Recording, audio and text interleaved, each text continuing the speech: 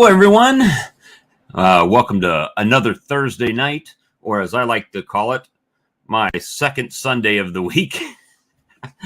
So I did put out a little live this morning with going out to my buddy's house and working his bees for him, and then I brought back the refrigerator from his place and got it set up in the honey house there. And after I got it all pressure washed and cleaned up as far as I could do. So it's working. It's doing good.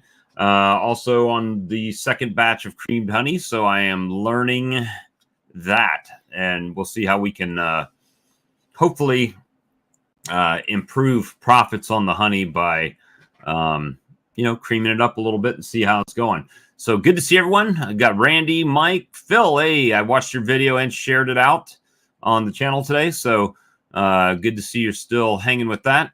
Robert, Randy Klingon, and DC, good to see you. Always scroll from the bottom up. So looks like we got about 25 people watching right now. So that's excellent. Hey, Brad, good to see you, buddy. It's one of those things. I will say that when I got back from Mississippi last week, I put the Strong Microbials fondant on, and I'm pretty happy with it right now.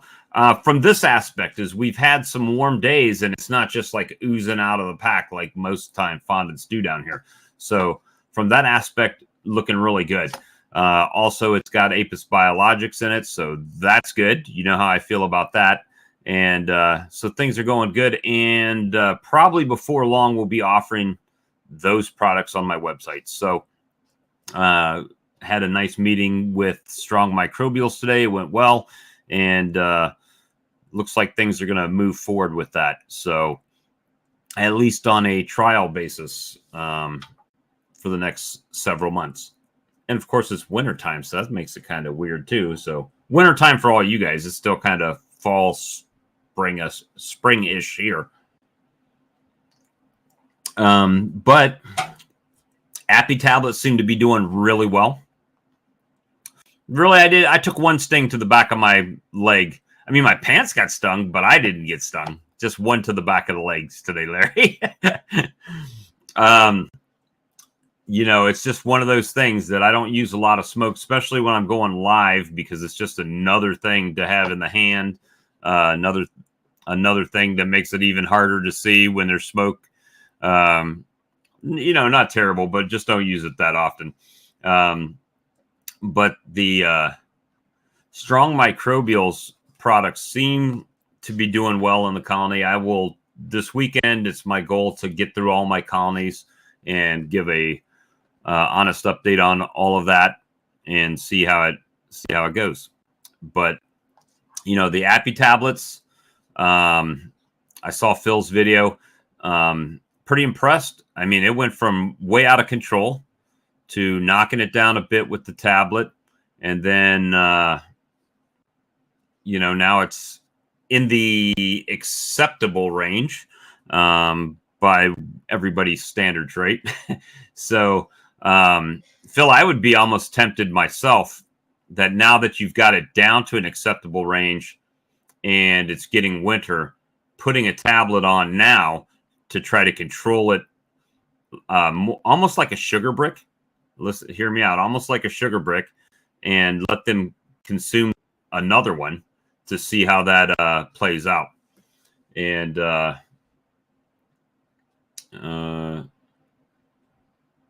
me see. It says your guest Morgan is on an Android/Chrome, which has a bug that causes echo. Google is working to fix it. For now, please ask your guest to wear headphones to avoid echo or use a different browser. We've also informed your guests. So let's see how this works, guys. Let's see. Hey, Morgan. How's that going? Oh, you're not echoing over here, so that's good.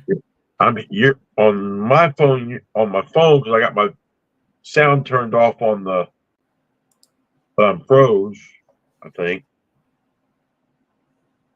Yeah, I don't hear any echo. No feedback. Right. Okay. So that's good. Yeah, I did a a little. I sent you those videos from the Appy tablet check today, didn't I? I don't see a text message with them. That's usually how you send it, but I will look on Messenger real quick on my phone. I was, old man napping for a little while. Hey, I'm wrong with that. But so I'm extremely pleased with. Did not. Okay. I know I posted them on here. I thought I sent them to you. Maybe I didn't hit send. I do that sometimes. So since I haven't seen them and don't know, tell us what's going on. Well, when I did the first ones, there was quite a bit of drop. A lot of drop. Today, I mean, it's slim to none. I mean, there's a few, but not very many at all. And that's a 4 week. They've been in there 4 weeks. And it started high, and then it got a little bit lower and a little bit lower, and right. The first 2 weeks, the second week was only a little bit less than the first week. The third week was quite a bit less, but still a lot. Right. This week there's hardly any. Okay. Well, that's good. That means, well, hopefully, hypothetically, that means that the colony's getting less and less and less. Right. So that's a good thing. And I've noticed that some of them, and I saw on Phil's has been in there quite a while now too, and they're still in there, right? They haven't consumed all of it yet. Oh, so, no, not by. I haven't opened up and looked, but the top tablet at least I can still see it. It's still.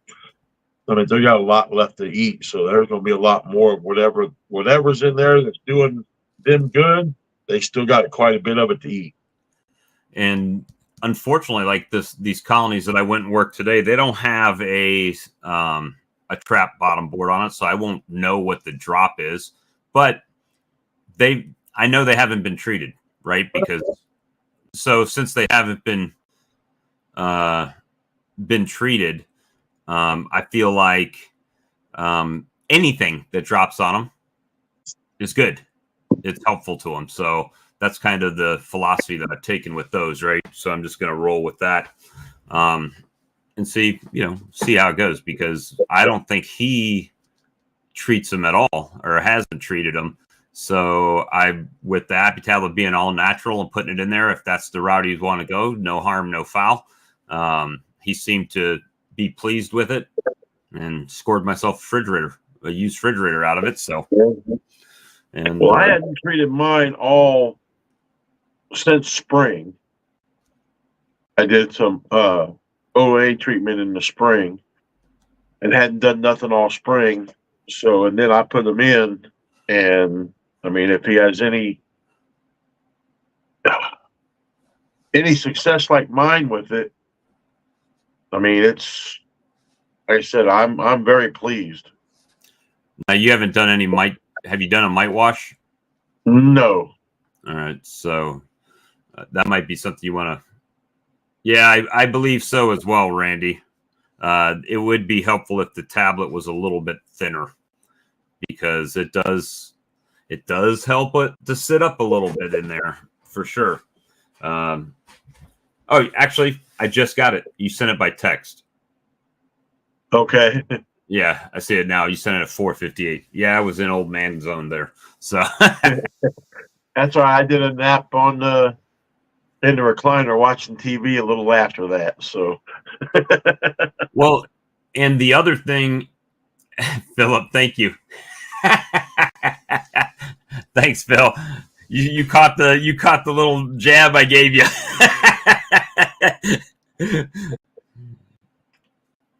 But and this fondant, I think, would be good for, well, I'm finding it's helpful here for like emergency feed. I've got it on the colonies. They are nibbling at it, but they're not like just going crazy. The last time I looked at the fondant patty, but then again, they've got plenty of everything else, right? I've been open feed, Appy tablets, here's something I found really, really interesting, because when I got back from the show in Mississippi last week, I put pollen patty on, and I put on the fondant patty, and they still had Appy tablet left. And they are going to town on the pollen patty, and not one of the colonies that I checked yesterday had hive beetle larvae in it. Which after a week, they're usually in there. But I didn't find any in any of the colonies yesterday. So that was pretty good. So that tells me a couple things. It could be that I have the hive beetles in a controllable situation now, which is always a good thing. Yep, the pollen patties I got at the event, those they are the Ultra B Plus line.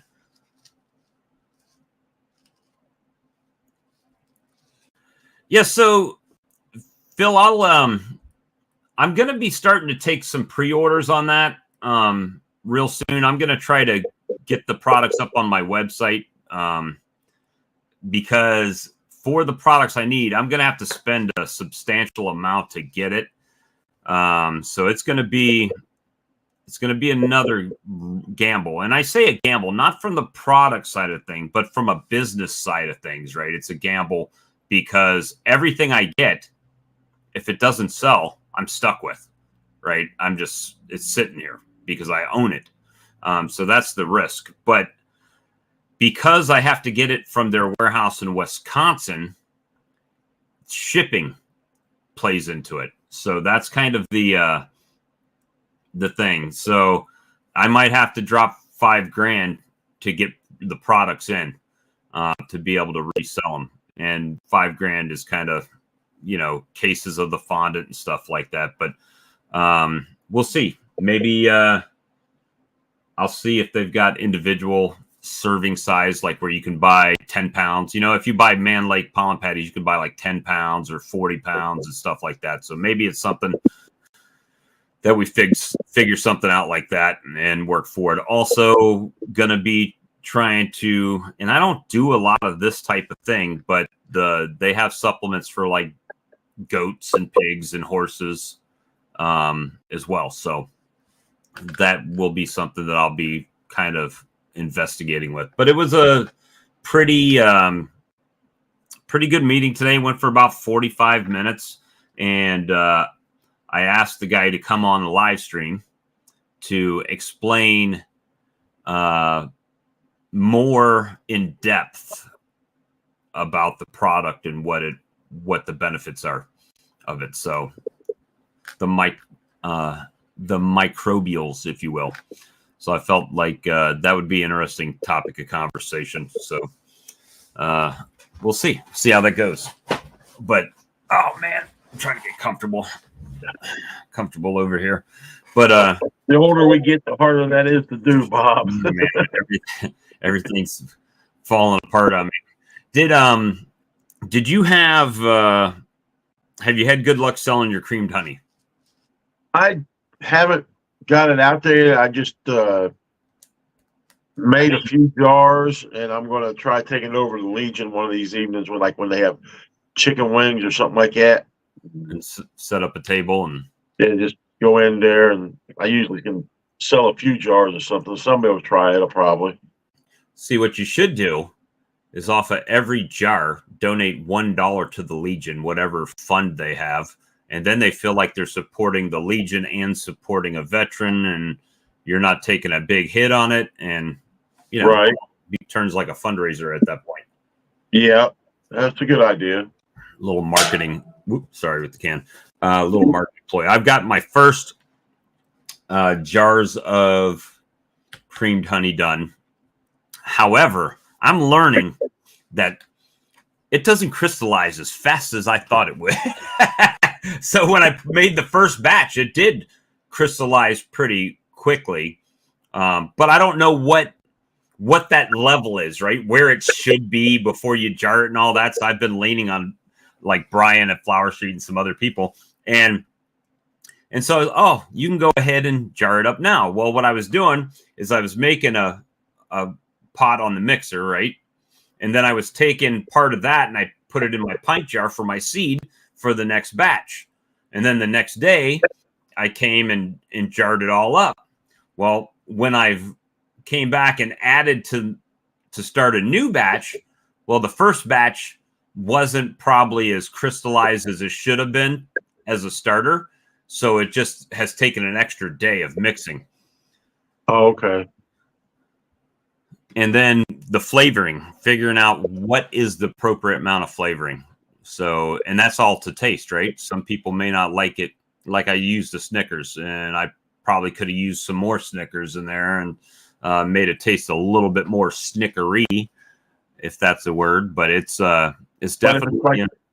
But if it's like your hot honey, or the hot honey that I made just for myself, because here in Indiana, if we add any, we're not allowed to add anything to the honey under our cottage laws and be able to sell it.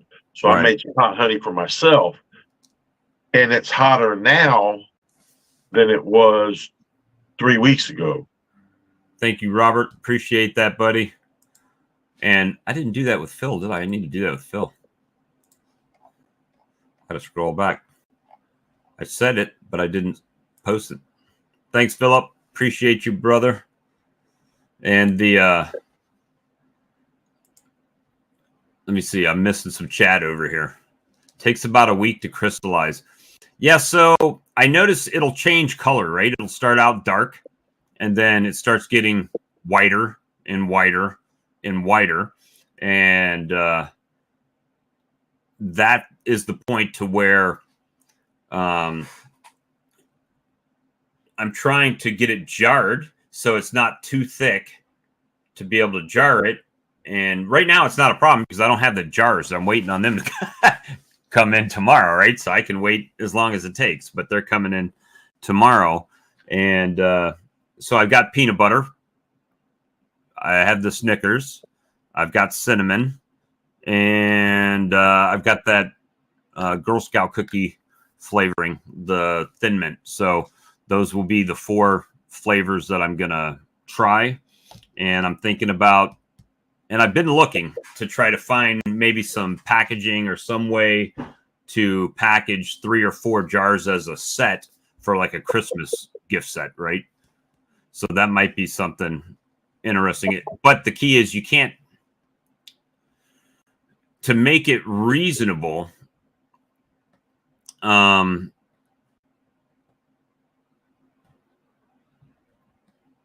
it's not gritty at all, Russell. Not gritty at all. It's more like a cocoa powder, real thin. So it's just finding, maybe it's something like if you're doing, you could have different levels of flavor, right? So you could have like a cinnamon, which is the light cinnamon flavor. Then you could have like a fireball, right, which has a lot of cinnamon in it, and it makes it kind of hot to the palate. So whipped honey has more air in it. Creamed honey is more like it becomes pretty solid. It's like a spread. I mean, they're both kind of like a spread, but from what I gather is the whipped honey has more air in it, so it's fluffier. So I'm just trying to go outside of my comfort zone here, and it's taken a little while to get it going. But even this one that I've got now is starting to thicken up, and yeah, creamed honey will set solid if you leave it long enough. It will set pretty solid. I think that was Ziggy who asked that, right? Ziggy's. Shane, yeah. Is there a point where it gets too thick? Yeah, I guess there's a couple of things. If it gets too thick for the mixer. So I haven't used any of my honey out of my bottling tank. Let me see. What about 3 of those small glass jars you bought? So I've got 2 flavors of hot honey. I've got now Snickers honey. I'll have cinnamon and peanut butter. So that'll be 5 different small jars. And then I'll have, if I do the mint, then I'll have the mint one. So it's going to be a couple different flavors. And the problem is I'm kind of starting where like Brian did at Flower Street, a few years ago, right? Nobody knows what cream honey is here. You have to let them taste it, right? You have to let them sample it. Oh, I like that. Or, that would be good on this. Absolutely, and work it out that way. So, by the time you incorporate the jars and the honey and the whatever additive you're putting in it, and if you're going to make it like a gift kit, right, then you're looking at, well, packaging, that's an extra expense. And trying to figure that out.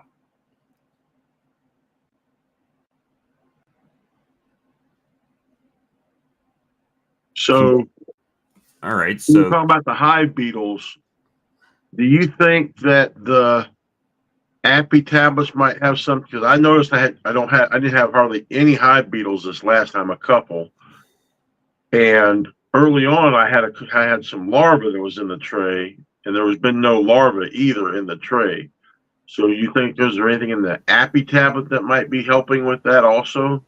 It could. People have asked me about that. If the beetles are, or even the mites, right? Are they just falling off and dying in the oil or whatever? All that's possible. Thanks, Steve. All of that is possible.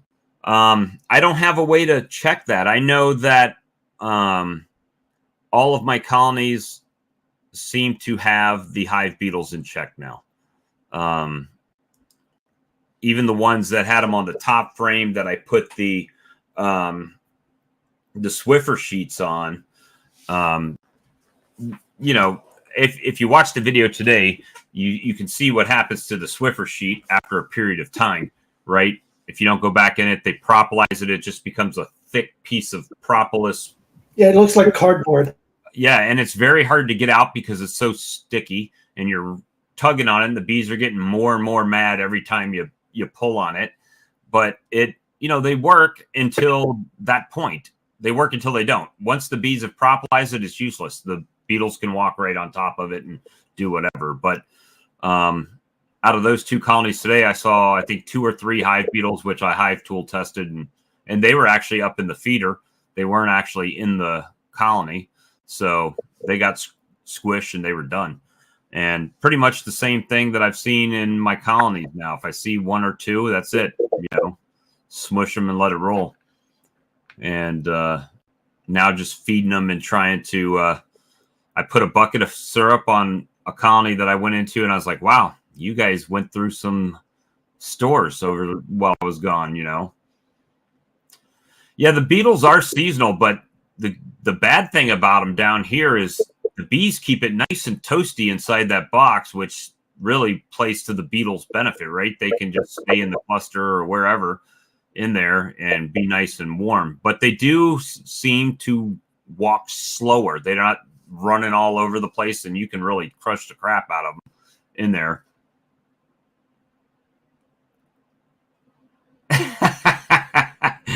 Thank you, Brad. Appreciate it. So how big are those fondant patties that you're talking about? The size of a pollen patty. They're 1 pound. So you could technically cut them in half like people do, pollen patties on smaller colonies. And to me, they're pretty dense. I mean, they're not running all over the place like Baker's fondant does when it gets warm. And so it's they're pretty nice, actually. And the fact that it's got the apis in it, that's a plus for me. And the microbials in there for gut health for the bee is good. And it's got other, so you're getting, I just became a millionaire. Someone's going to go on there and give me like 1,000 or 1 million Italian lira or something. And then I can say I'm a millionaire. 1.5 million Mexican pesos or something. Venezuelan pesos. There you go. That would be like 37 cents or something. But so what I was thinking of doing with them, is because I haven't put my sugar on yet. I was gonna put my sugar spacer on with the screen, put my newspaper down, put it on one end to hold the sugar from getting over to the little opening the bees can come up through, and then put my sugar behind it where it keep like a dam to keep the sugar from getting over and falling down the hole. Thank you, Darren. Appreciate that. You guys are too kind tonight. You too kind. Appreciate it. We're gonna need all that because when I make this order, it's gonna bankrupt me. but those, you know, those they're. I mean, I've got 3 left. I think outside. They're about that long. I mean, they're the size of a pollen patty, and they are very dense. You know what? They actually, DC. I feel like I smell spearmint. I feel like that's the scent that I'm getting. But you know, after smoking for so many years, my sniffer doesn't work as well as it used to, but it works better than it did for sure. Oh, and I ate dinner tonight, and I had that craving. Like I was reaching for cigarettes, and I didn't even have them, so I was jonesing hard today. But you know, definitely still on the wagon, guys, with the cigarettes. You made it through. You didn't go get any of them, so that's good.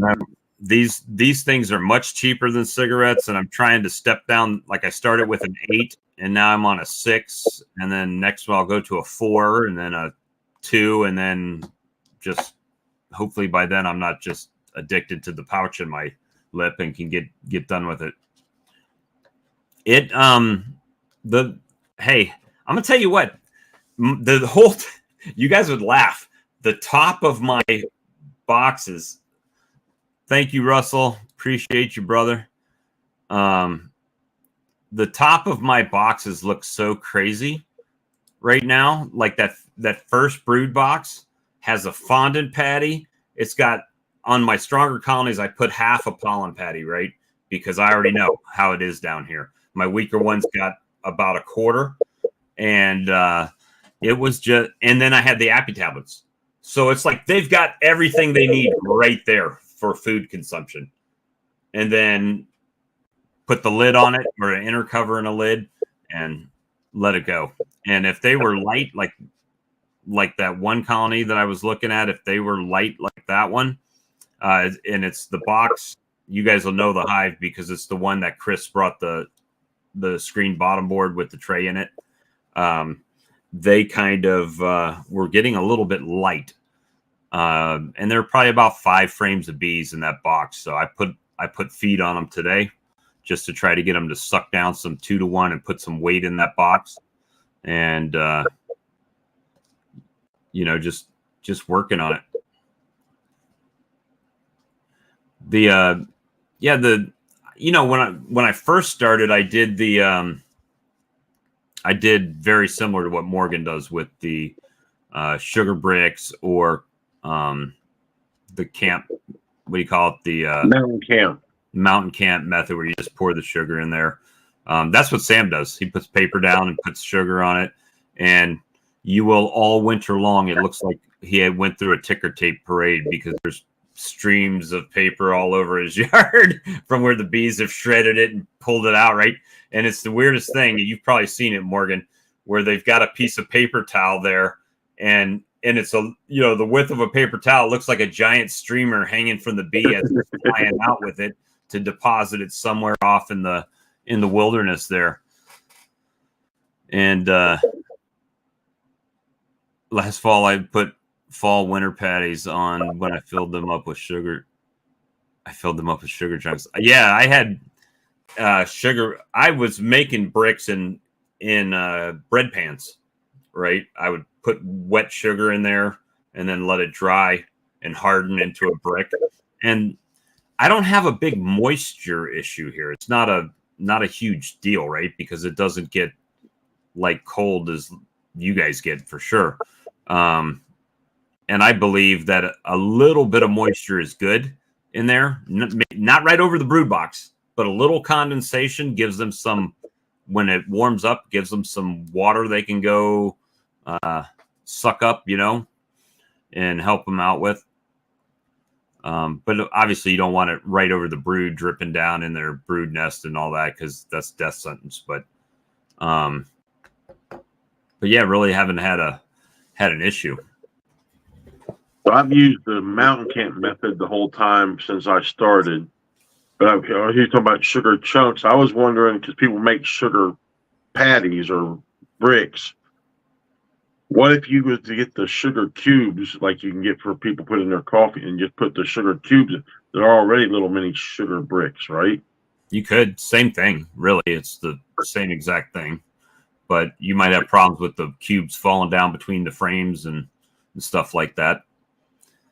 And one thing I notice, at least here, when you do the mountain camp method, that they seem to take a lot of that sugar out the front door too. When it falls through, they just kind of take it out. Thank you, Bradley. Appreciate you. And yeah, they are expensive. But the good thing about the mountain camp method is when you get that moisture, if you have it right over the top of the brood chamber, when you do get moisture and it does fall down towards the colony, it actually liquefies that sugar, and then when it dries out, it hardens, right? It does usually harden on the top. So Alex, what's going on, man? You're not talking much. Not much. I have to remind you, this is a video chat, not a FaceTime with Alex in the messenger. Well, like I said, there's nothing going on with bees. They're still in their hives. I'm working on bread nowadays. Bread? Yeah, I like somebody gave me like a bunch of those small yeast packets, and I'm running out because I'm roughly making one loaf a week. And I looked up the prices, not that expensive, about $5-6 for 30 I'll be right back. packets. But at the rate I'm eating the bread, it's gonna add up quick. So I knew about sourdough, so I just tried it. I just grabbed one of my feeder jars that was clean. I followed the instruction, and now I'm in the process of making the sourdough starter, so I don't have to buy yeast anymore. Fresh bread, it smells amazing when you're cooking it, when you're baking it, baking it. Yeah, same thing. And I never tried sourdough. I'm not sure about the taste about sour. I don't quite like that taste. I guess I have still 4 packets left, so I could make a starter out of those. Worst case scenario. you can also buy starter as well. Yeah, I know. But I'm hoping the starter I'm making right now is going to taste good once baked. It's going to be ready for a bread making Saturday or Sunday. In the States, there's places you can actually buy the dough that's frozen, that you basically put it in a pan and let it proof, and then you just stick it in the oven. So you are baking it, you're just not making it per se, right? Yeah, I'd rather make it from scratch. But it does have something to do with my bees. I took one of my feeder jars. So I don't want to beat the dead horse, but I'm going to ask you again. How's your honey sales going? I have somebody coming to pick some up tomorrow, Saturday or Sunday. A small order. I'm just thinking, I'm like maybe 20 bottles, 22 bottles. 22 bottles? You said that's a small order? 22 bottles? Yeah, 10 large ones and 12 small ones. That's a pretty good size order. Yeah. Hey, Alex, so you're amongst us 3 here. You got the most experience with cream honey, I would say. Probably, which is scary. Because he's made it a whole 1 batch more than we did, or a few 4 or 5 batches. This is the starter that I made out of some of my crystallized honey. And I was just wondering it looks nice and it tastes, my grandson, there's it is inside. It looks ready. Yeah, it's not flowing at all. That looks ready. And he said it tasted like honey icing. That's a good analogy, but the taste doesn't really change. It's the texture that does. Right. So that's one thing. There's a question for you. That'll probably generate a bunch of chatter over here. So here's a question. So it's my opinion, and I'll probably be shot or nailed to the stake on this one, but it's my opinion when you're flavoring creamed honey, I still am trying to stay true to get a honey taste in it. Or do you guys just flavor it to the point to where it no longer really tastes like the honey? It just tastes like whatever seasoning you're putting in it. I'm on your camp like that. The very first batches I did were so deeply flavored you couldn't taste the honey anymore. Like especially the raspberry and blueberry honeys, it tasted like candy. It wasn't very pleasant. So I lowered the amount, and now you can taste both the honey and fruit flavor. It's much more pleasant, I think. And I know you struggle with that word, raspberry, but if it makes you feel any better, in the States, we don't pronounce the P. It's just raspberry. It's almost like R-A-Z berry. Raspberry. Okay. But you are saying it correctly. We're screwing it up. I'm just saying. We're good at that. Yeah, we just change whatever we want to down here. Like I'm always trying to like tamp the accent down. I don't like it's my like overly perfectionist side that's kicking in. All right, so let's see what Phil says. I would say it's like barbecue. You want to taste the meat, but a hint of the seasoning. I'd say that's pretty much right. With barbecue, though, it's like a whole different thing because you want to taste that seasoning. You want to taste the meat, but you want to taste the smoke, and you want to have it nice and saucy at the same time. So it's like just an explosion of flavor. Yeah, for example, the raspberry honey, it doesn't look pink anymore. It's very subtle, and but the taste is a whole lot better. So that's kind of where I'm like with the Snickers. It's like if I put more Snickers in it, yeah, it'll taste more like Snickers. But I wanted to give it a hint of the Snickers, but still taste the honey. So which is kind of interesting because it ends up tasting more like the caramel or caramel, depending on where you're from, inside of the candy, right? And a little bit of chocolate. My wife tastes it. She says, this tastes a little bit like coffee.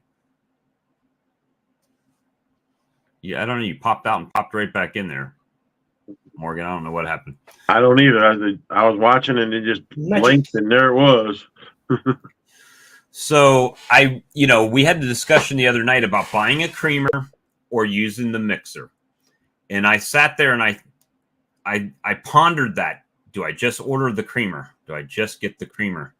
And the reason I didn't just get the creamer is because I felt like I don't know how creamed honey's going to do down here, right?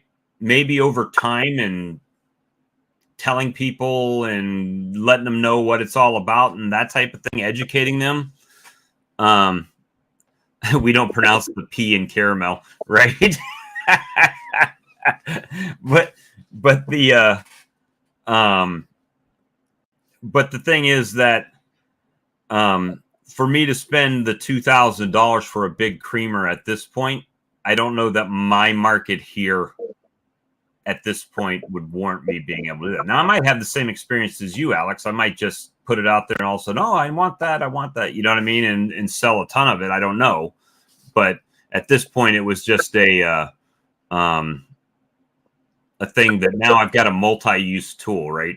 I can cream honey, but we can use it to bake cakes, or you know what I'm saying? There's other things. Pancakes with my hand mixer, my stand mixer. It's a very good tool. So it was definitely multi-function, and then if it gets to the point to where I outgrow that, then I'll buy and this was a discussion the other night too. Heated creamer, does the creamer need to be heated? No, from all that I gather, it doesn't. Now, this is the dice method that says heat up the runny honey that you're going to add to your mix. And the main reason is so you get a consistent crystallization with your starter, right? You're getting a uniform, consistent crystallization with that. Other than that, probably don't need a heater to do that in your tank. But if I buy it with the heater, I can either use the heater or not use the heater, but I could definitely use it as a bottling tank, right? So, Alex, you don't have a bottling tank per se right now, right? You use No, bucket. Somebody made a suggestion of using my old Extractor. My old extractor, my two framer. I've grown to hate that thing, but I could just rip out the engine and use it as a. And then it's a bottling tank. So that was the but if I'm using the cream, if I get the heated creamer, I can use it as a heated bottling tank or not. You know, that becomes an option at that point. What did Lee say here? Turn heat on. If you're using it as a regular bottling tank, turn heat off, right? Yep, exactly. You could do it that way. But here's the problem. If you buy it without the heater, that's not an option anymore, right? You just took that option away from yourself. So now you're having to have two separate pieces of equipment. Now I have a heated bottling tank, but the creamer attachment won't fit on it. So had I thought about creaming honey 2 years ago when I bought the thing, then maybe I would have bought the one with the creamer attachment.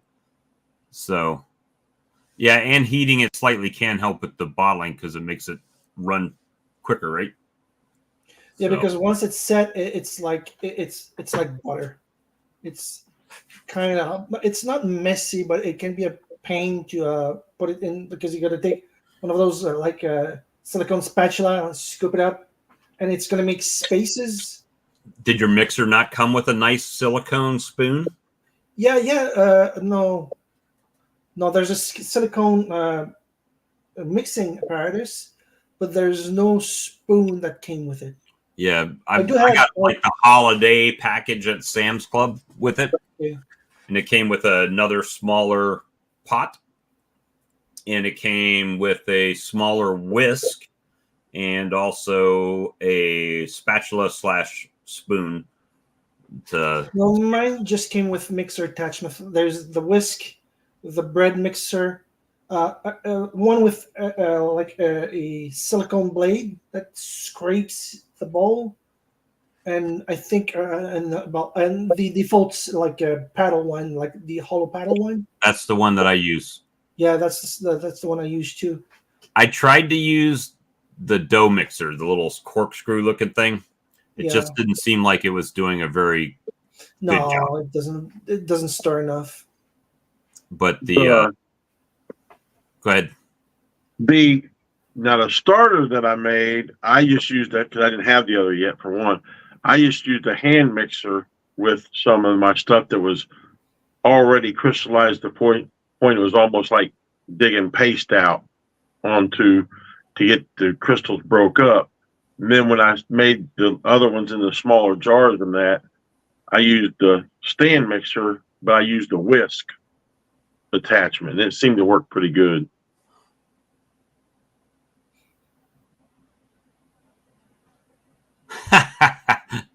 No, I'm not selling the old bottling tank. that old bottling tank, that thing works like a champ. I love that thing.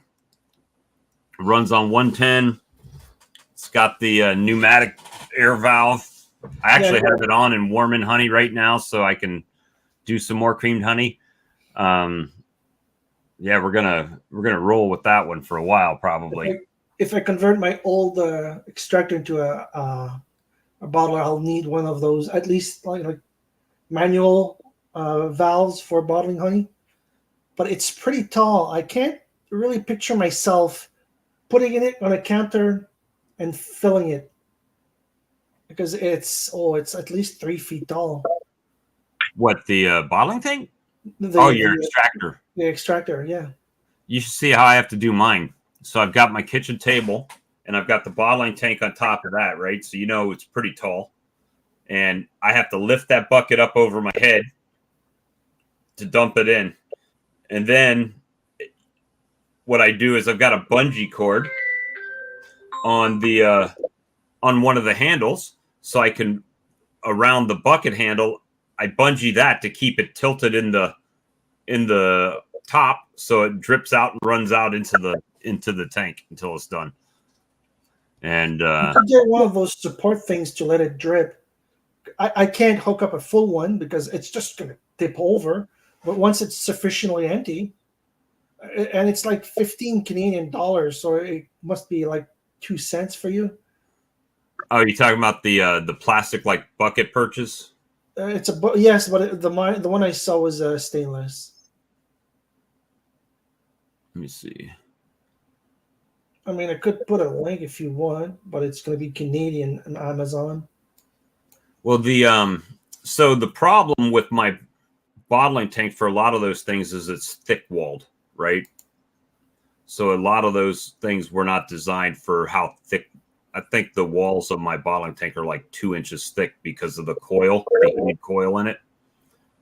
As compared to the water jacketed one, seems to be a little bit thinner.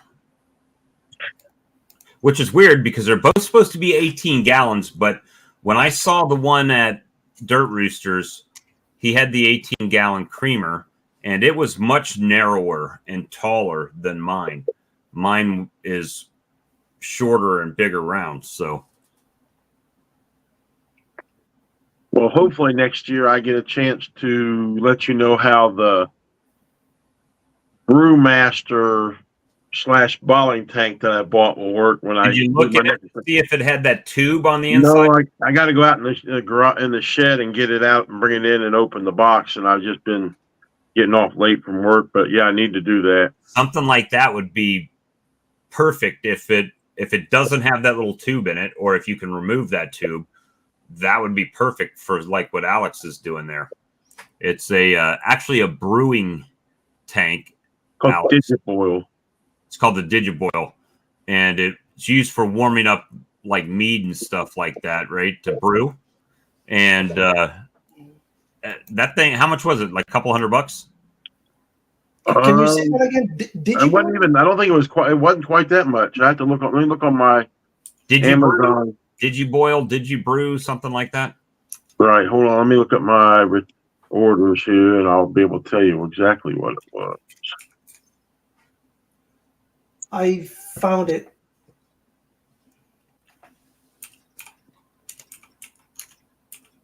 $229 is what it was.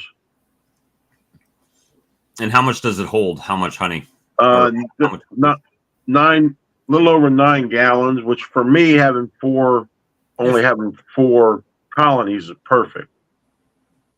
Plus I can dump a bucket of it in and still be able to, for now at least, lift it up and put it on the counter after I dump the bucket in. So I think you're talking about using the mixer versus using a creamer. Well, a creamer, and I'm going off of what I've heard, not of what I know. So Brian has done it both ways, right? He's creamed in 5-gallon pails, and then he bought the creamer, and he says the creamer is way more efficient because he can make a big batch of seed and then take off how much he wants into buckets to add the flavoring at one time. And he doesn't have to like I have to go in there and turn on my mixer for 15, 20 minutes at a time every so often, right? Where that's already on a timer and it just goes. So he can be doing whatever and it'll go on its own. Yeah, so I have not an air fryer, but it's something similar, and there's an alarm on it, so I use it. But the best thing would be buying a timer outlet. Right. Like a Christmas tree timer, something like that, where it just comes on every couple hours or something. I don't know. I mean, I know he told me, but for the life of me can't remember what he said it runs. Is it an hour or 15 minutes an hour, Brian? Yes, Is that that's what I do. 15 minutes of an hour. So runs 15, rests 45, and I do 15 cycles like that. I don't know if it's too much, but it works all right for me. Well, yeah, that's my thing is I go in there, turn it on for a little while, come back in, turn it off. I haven't been really precise on the timing of it, but I can tell now. I'm starting to be able to tell. Well, that's too dark. That's not enough, right? Now it's starting to lighten up and get more like what. It's not white like Morgan's is there on his counter, but also Morgan's honey was almost white clear, Right. this year. So where mine was a little bit 15 minutes every hour for 72 hours. So I'm going on this will be the second night of my first batch being in the refrigerator in the jars. So I'm probably going to pull those out tomorrow when I get home and set them out on the counter there. Or really put them in the box, right? So here's the thought.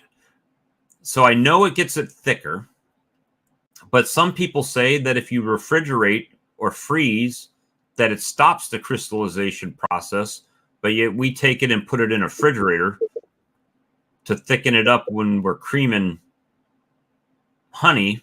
So that's kind of like counterintuitive from what I've been told. Yeah. So I thought about the same thing, but it looks like it does make a difference. So I don't know. hey, if it works, I'm good with it. It's just like, I think what happens is when it gets cold, it really stops all that flavoring and stuff that doesn't get blended in from just surfacing to the top. Yeah, I had that problem with my first batch. It wasn't quite creamed, and it separates the flavor. Like you can see, like layers of flavor. All right, Steve says he creams honey in about 3 hours. All right, I'm curious on that one. You see, different beekeepers, different answers. He does it in 3. The other one does it in 7, like Flower Street Farm Bees. And Russell says he does it in about 15. 3 hours. So now you guys got me like all weirded out on what are you guys doing different to expedite? Are you putting more starter in it, more starter to begin with, a higher percentage, so it doesn't, you don't have to mix it as long, or is there something different to it? And I'm a noob on creamed honey. The only thing I've done is talked about it a lot on here. Well, all I did is mine hold about 6 quarts. I put about 1 quart of starter in there and mix it for 15 over 15 hours. So Russell's saying he's using 8 to 10% starter. So I used the first batch. I used 1 pint of starter to 3 quarts of runny honey. So that is better than 10%, right? So it should crystallize faster, much faster. And it did. And that's what I'm saying. The second batch is taking me longer because my starter that I made out of the second batch, even though I put it in the refrigerator and hardened it up, it wasn't like the first one, right? It wasn't solid. Yeah, it It wasn't didn't sit completely there for crystallized. months. So, so when it gets done, I'm going to go ahead and do that 10% Man Lake creamed honey as a starter. See, I made a batch like this, like purpose, whose whole purpose is to be a starter. And whenever I make a new batch, I just refill whatever I take. So I always have about a gallon of starter, no matter what I need. let me see. They just let us sit in the jar. Does 72 hours mix better? Who knows? That's what the machine is set for. Gotcha. Refrigerator too cold, but will work. All right. See, this is all learning stuff here. 2 I don't wine have anything that's less cool than a fridge, so 5 days in the cooler. All right. So that's kind of what I was doing is when I would do a batch, I would refill up a jar of starter for the next batch. It's just right now I'm doing my batches closer together, right? So the only way I can make a bigger batch is to put it in a 5-gallon bucket and go to the old drill method there. And then that becomes the pain in the butt. So I tried it, didn't like it. I prefer the stand mixer. Bob, I just sent you a picture on Messenger that's supposed to be off of the website what the inside of that Digiboil looks like, not where the outlet is. yeah, so that's perfect. That would work. So I will present that since we were talking about it. And that's supposed to, you can set it, the temperature in it, you can set it anywhere from freezing to boiling, and Right. it's supposed to hold it at that temperature. So that would work. Just warm it up, jar it up. It should come out pretty quick. And this might be, and it's not a, I mean, it's not a real large, right? I mean, it's not a. How much fits in there? 9 gallons? Yeah, 9 gallons is what it said. 9.25 to be exact. So you can there's do. no stirring apparatus. It just keeps stuff warm. Yeah, Right. it's made for brewing beers and stuff like that, right? But if it will work for bottle and honey, and it's a couple $100 as compared to $900 or $1,000. Now it only does 9 gallons, but some people that's all they need, right? Well, I mean, if you're, like you said, if you're like what you're doing is you need more than that. But as far as for the bottling part, I just disappeared and come back again. But a 5-gallon bucket, is 60 pounds. If you're pouring something into it, I mean, I really don't want to lift a whole lot more than that to get up there and try to pour it without making a mess anyway. And then pour that in, bottle it out, and then pour another one in. Let me see. Trying to catch up on some of these comments over here.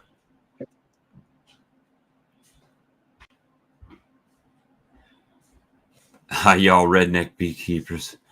Using a homemade ice cream maker, you can control the temperature and the water around the tank. Just saying. Well, yep.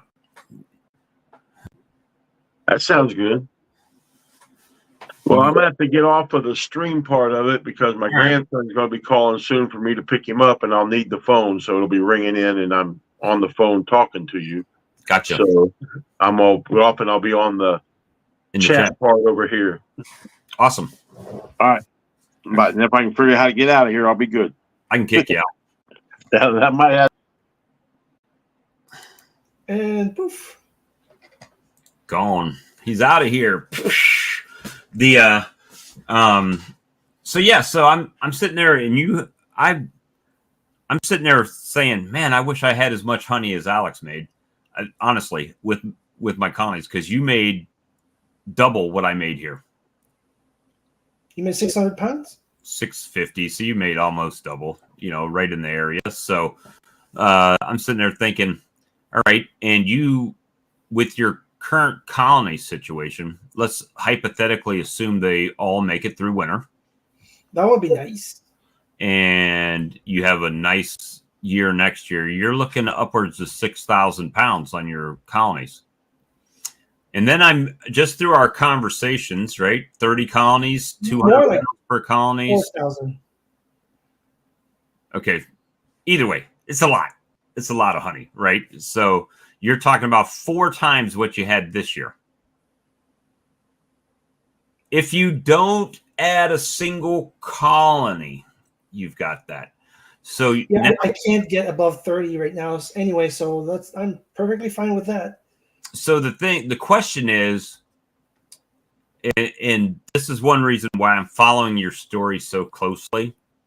First of all, I want nothing but success for you, right? That excites me when somebody does well. So with the You got 1,200 pounds this year. Well, even 1140 plus 60 I had left from last year. All right, So so 1,200. 1,200. You got 1,200. So if you, what I'm trying to say is, how do we stop Alex from having that whole spare bedroom filled up with 5-gallon buckets of honey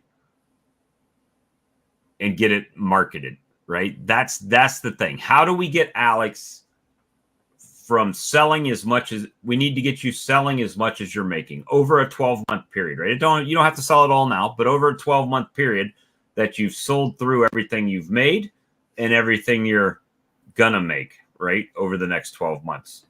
So I started handing out some of my business cards to my neighbor. Has one of his coworkers loves honey, especially raw honey, and he recently broke his rib, so he's not cracked a rib, and he's always like hanging out, cleaning up outside, and I figured out. I remembered he had that guy that loves honey, so I just got out. Like, do you mind taking? You're going to work back again soon. Do you mind taking a few of those and offer them to those that like honey? So I'm trying to start thinking like advertising. Let me see. Shane says Alex needs to go to farmers markets. Well, I tried. It's like the one in St. Jerome is really expensive to use. It's $45 per day. All right, $45 per day. Hold on, let's do math before we just totally kick it out, right? So $45. I barely made more than I made like $5 profit. But because there are other vendors that sell honey over there. So now it's closed. Did they have cream honey, or were they selling runny honey? Runny honey. I didn't have cream honey. There you go. You got something different, right? Now you've got premium creamed honey made from the most special basswood tree in Quebec. It's a magical tree. It's a magical basswood tree that produces enormous amounts of honey. See, you got to create your story, right?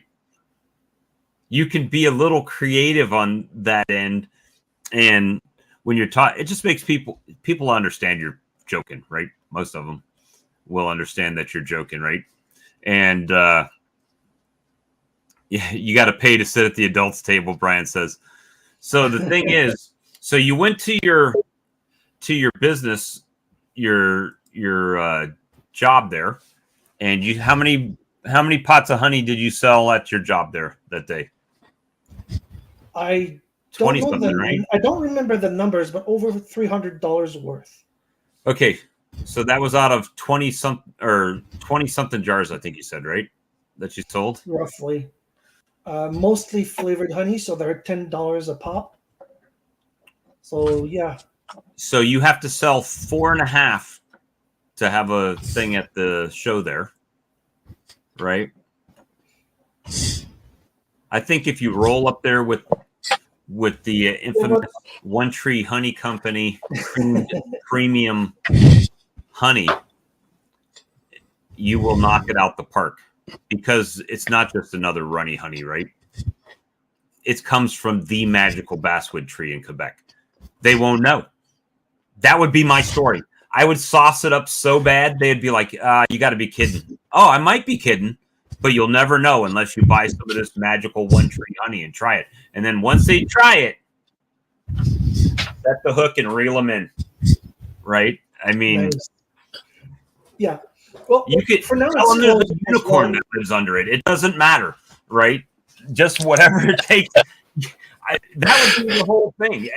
My label would be One Tree with a rainbow over it and a unicorn, and I would be hyping up the fact that this is a magical freaking basswood tree only found in Quebec, only on your apiary, that they could only get this honey, this special premium honey from Alex. And half of the people will actually laugh. The kids will find it amusing, right? Oh, we have to go there to see the unicorns. Absolutely.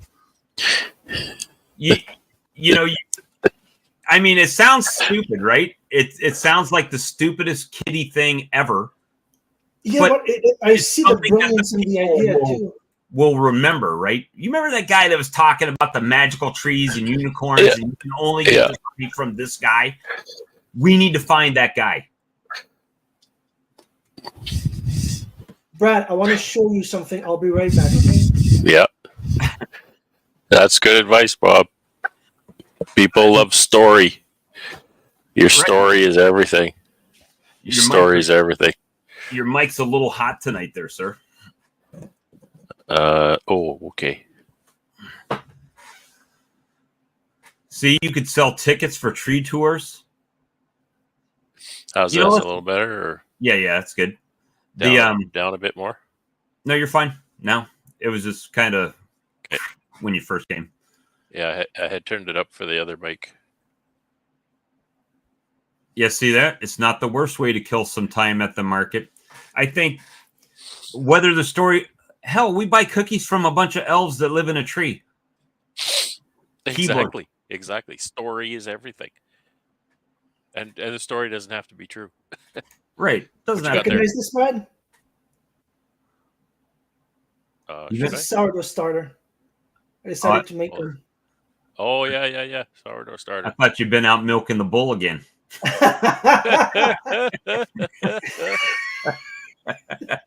Oh my God, that's the movie Kingpin, if you haven't seen it. Yeah, I'm running out of yeast packets, so I decided to make my own. See how it tastes. I keep hearing good thing about sourdough bread, so might as well. It's good, man. Sourdough is good bread. She's getting good at it. It's good stuff. And if I don't like it, I still have 4 packets left. I can make a culture out of that.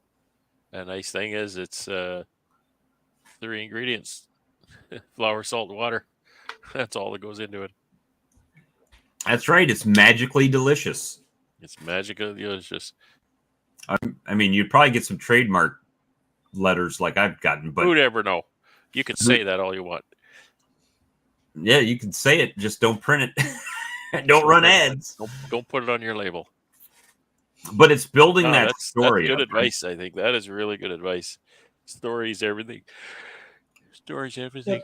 The problem is now the farmers markets are closed right now because, well. But now you have Christmas markets, right? I don't know if there are. Oh, there's tons, Alex. And our maybe Mont Blanc. Our formula for kind of quantifying a successful market financially was about 10%, meaning that if I'm paying $50 to be there, I expect to sell $500 worth of product, right? So that was about what we used as a figure. And yeah, there are some markets you go to and you don't make that, but most of them you make more. All right. Russell said, Alex, I sat right across from a beak selling runny honey, and he sold $40. I sold $350 of creamed honey. Yeah. I might try it next week. The problem is, it's time, because I use the weekends to do beekeeping, and I can't use the farmers market and do the beekeeping at the same time. It takes me too much time. The Christmas markets are the most lucrative. Really? Okay. Because I live pretty close to farmers markets are not, because people are looking for bargains. And I don't have a bargain product, much like yourself. If you have a bargain product, then you might do okay at farmers markets. One of the things that I would say look for is if you can find markets, and this is totally counter to what I thought when I started. If you can find markets where the people, the public, actually have to pay an admission fee, it's $1 or $2. Some of them I've gone to, there's $5 to get into the thing. Those are the best, because you have no tire kickers. Everybody is invested in that market by the time they get in the door, and they still don't have anything to take home. So guess what? Everybody takes something home, and sometimes what they take home comes off your table. So if you can find markets that have an admission fee, then do that. And some of those markets, I'll tell you, you think $40 is a table fee? I was paying $150 or more sometimes to be in these markets. But often they would deliver on that 10% or better. Okay, because like I said, I live near Mont Tremblant, and it's a pretty big ski resort. I'll ask. My uncle and father worked there for years. I could ask them if there's something like that over there during the holidays. It's a little. I don't know how to tell you to find out how to find out where the markets are when you start, but it doesn't take long. You start looking for them. You start doing a couple markets. The people that organize these markets are hungry to find you. So once your name is out there, because what happens, Alex, is when you go to a market, a few of those people walking around are people who run markets, and they'll come and take your card, and then next week you're going to get an email saying, "Hey, do you want to come to my market?" Right? That's how it works. We've kind of tapered off markets, and my inbox is always getting hit by people. "Hey, I'm doing a market. Come and do my market." You know, I don't have to look for them anymore. So it's kind of starts slow, but you do a few, and people who organize the markets will find you and invite you to their markets. Well, just think if you could do, let's use the $45 example, right? If you're doing 10%, means you made $450, right? So, I mean, if you do that 4 times a month, I mean, you're $1,700, 15, 16, $1,700 right there.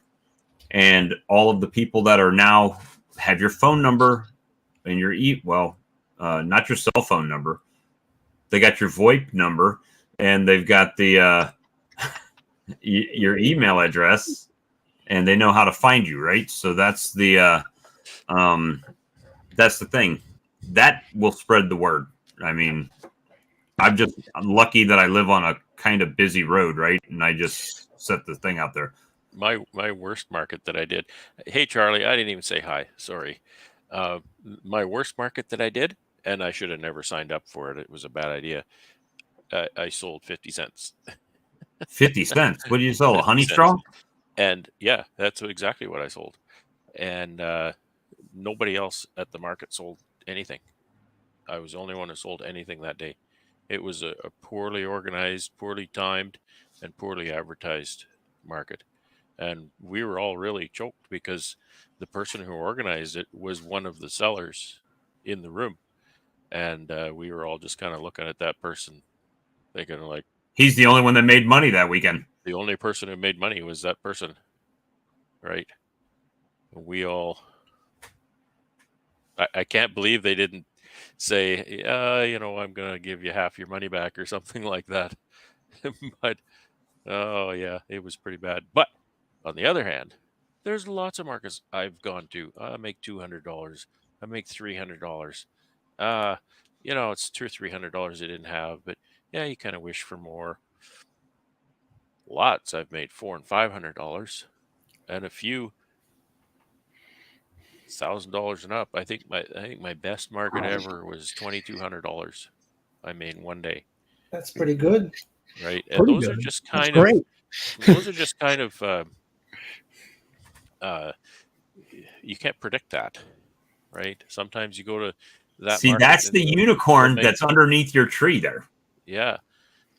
Sometimes you go to that market, you make $600. Then the next time you go to that market, you make over $2,000. There's no formula. You just have to kind of keep going. So it was tough to pass on that market because we're just not really doing them anymore. They're out there. But see, this time of year for you would probably be pretty good because you don't really have beekeeping to do on the weekend that much, Yeah. With the winter. Yeah. And November is pretty lucrative for markets because it's the Christmas. It's the Christmas markets, if I can use that word freely. Oh, absolutely. Here, you are free to use that word. I'll have to look it up. Christmas. It's that one time a year when, baby Jesus' birthday is celebrated. Little 7.7 pound, I ain't 6 ounce touching that, baby man. Jesus. Huh? I ain't touching that. That's a movie reference. That's Come so on. taboo in Canada. But that's a movie reference. Everybody's seen Talladega Nights, The Legend of Ricky Bobby. And they're praying and he says, you know what? I dear don't think little I ever did see that movie. 7 pounds, 6 ounce. He was a grown man. He had a beard. He's like, I can pray to the baby Jesus if I want to. So it's a whole thing. So But the thing of it is, when you start making all that money on the weekends from these markets, well, then you can quit the old computer job and do your beekeeping during the weekdays. That would be nice. But living off of 30 hives is risky. Yeah, but That's it's why a you need means premium to product, an man. That's why you need premium product, a premium customer that appreciates that premium product, and that can pay you to do it.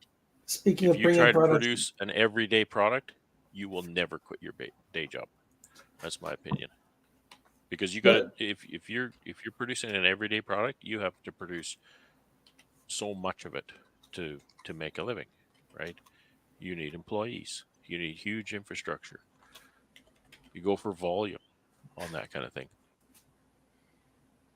Well, do you see what Mark Miller just said? He said he went to a market, met a man that owns 3 grocery stores, and he introduced me to a man that owns 15 grocery stores. So off to work. Right? Right. I have stories, not quite that lucrative, but I have one of my best stores that I have. I'm standing at this market, kind of, not doing anything, looking at the stars, looking at the sky anyway. And I look up and this guy's standing in front of me. And he says, "Here's my card. Can you put your honey in my store?" And I said, "Yeah." And he's a really great guy. He's one of my best stores, and we get along great. So that's exactly the kind of thing that happens. And Alex is going to get into the bread making business. And now we have honey for our bread. And just think, if it's really good, you could make a honey wheat bread. Take it with you. You can I actually thought of growing some wheat next year, but I could only do like a really small batch, maybe 2 meters by 5 meters. You don't have time to be growing those damn wheat. Buying a sack of that's why they make bags of flour. No, but I could use my mixer for that though. You buy a sack of fresh wheat or like unprocessed wheat. And how are you going to grind it? My mixer. You can just take an attachment and plug it in. It ain't. I love you, Alex. There's but a lot better ways to use your time. Stay in your lane. I'm talking in the honey lane. I'm not talking to make a business. I'm talking for my personal use. Spreading yourself out. Oh, sure, that's fine. You say you don't have time for your hives now because because you're going to be, or for the markets because you're in your hives. Well, how are you going to have time for all that bullshit? I'm talking for my Alex is personal having use. a I want to make moment. my own bread. That's what I'm talking about. Not commercializing. So Commercializing Doug bread. made a really good point. Doug made a good point. He says the biggest problem selling at farmers market is that if you have any volume of honey to sell, you're going to have to give up one or 2 days a week. I guess he meant to type, and that's exactly it. And that's one of our policies. One summer I did a regular weekend market. I would do Saturday and Sunday all summer, and I will never do that again. I will never do a 2-day market, and I will never do a weekly market because they don't average out, right? And again, I don't do farmers markets. People are cheap at farmers markets. They want to take your stuff for nothing. You do gift shows and craft shows and maker markets. Maker markets is what you want because everything there is make it, bake it, grow it. They say in my part of the world. That's where you get. Don't give us any ideas, Rodney. He said Charlie can make the wheat, Alex can make the product, Brad can provide the honey, and Bob can sell it. There you go. We got the it. transportation would kill us. Yeah, that's true. And now, Brad, The freight cost your would kill it. about your markets. Didn't you find that if you were at a market, that same market every week, then the public got used to you being there? Well, I'll just get that next week. You know, I won't buy it today. I'll buy it next week. And you I just don't know, because I swore off them so fast that wasn't a thing. what There I'm you go. saying is you don't Right. sell as much, but if you're going to be if it's not a specialty thing. There you Yeah, go. We and I got- think it's a similar crowd too. And how fast does somebody use up a jar of honey? You know, maybe not very fast. But a lot of my contacts, a lot of the people that phone me and want deliveries and whatnot, say, I bought honey from you at the market, you know, blah blah blah. And then they just phone me up wanting more, because maybe they don't know where to find me, because I you know, it's they can't just say, oh well, I'll just wait till he's at that market. Maybe I'm not going to be at that market, so they just phone me and say, hey, bring honey at the house. So I do that. The here we have a Saturday market that's downtown. They literally block off the main street in downtown, and they have like food trucks and different vendors there where they sell, you know, all kinds of stuff. But there are a few honey companies there. However, none of them are really like here, local, like right here, right? They're all from out in boondocks somewhere and come into town. So, and all of them sell runny honey, right? So it's it may be something that I would try, but I'm pretty sure it's pretty expensive to get a booth there, and it would have to really pay itself off at some point. You know, I think, I'm not sure, but I believe Brian sells more than just honey. Oh, he sells candles and balms and Yeah, that's what I was just going to say. Think about lip Be right balm back. and stuff that's all bee related. I know the lady here in my club, she had running honey for sale. She had hand lotions and lip balm. The hand lotions and lip balm was what brought the customer in, and that's what she sold. The honey was just a secondary thing. Depends on your market there too. so this is our market here. I guess the more foo-foo one, right in the, I mean, it's literally on Main Street. They blocked Main Street off so you can't come down it. And people set up. And that's every week? Weekly Main Street event inspired by traditional European street markets. We are open every Saturday morning, 9 to 1, year-round, rain or shine. That's nice. There isn't something like that anywhere near, I think. I could be wrong. I haven't looked, so I could be talking out of my. It says 5,000 visitors on a regular Saturday, 7,000 on special event weekends. I mean, all kinds of food. They, you know. So it's definitely, oh, of course, it's the award-winning best of, because they're the only ones that do it.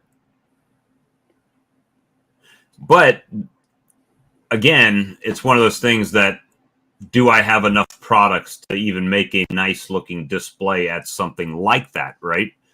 So that's something to find out about. And this might be similar. Oh, okay. So you know a guy at that gets $15 a pound right there. Maybe it'd be worth running up there Saturday morning just to see what kind of honey stuff they got. I've been there one time. So, but it's definitely, you know, something like, prime example. So I put out a video, and I'm just reading what Brian said here about social media.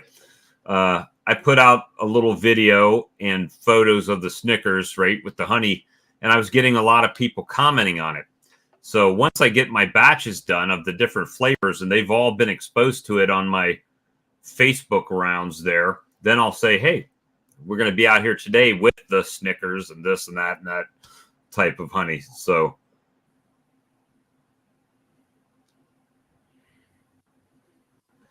yeah, and it has apply to be a vendor. Let's see how much this thing is. Producer only. Your hands must play a part in the creative process. Wonder how much it is. What a debt. Yeah, how much the form is, it doesn't say. It's got rules, right? It's got a rule sheet.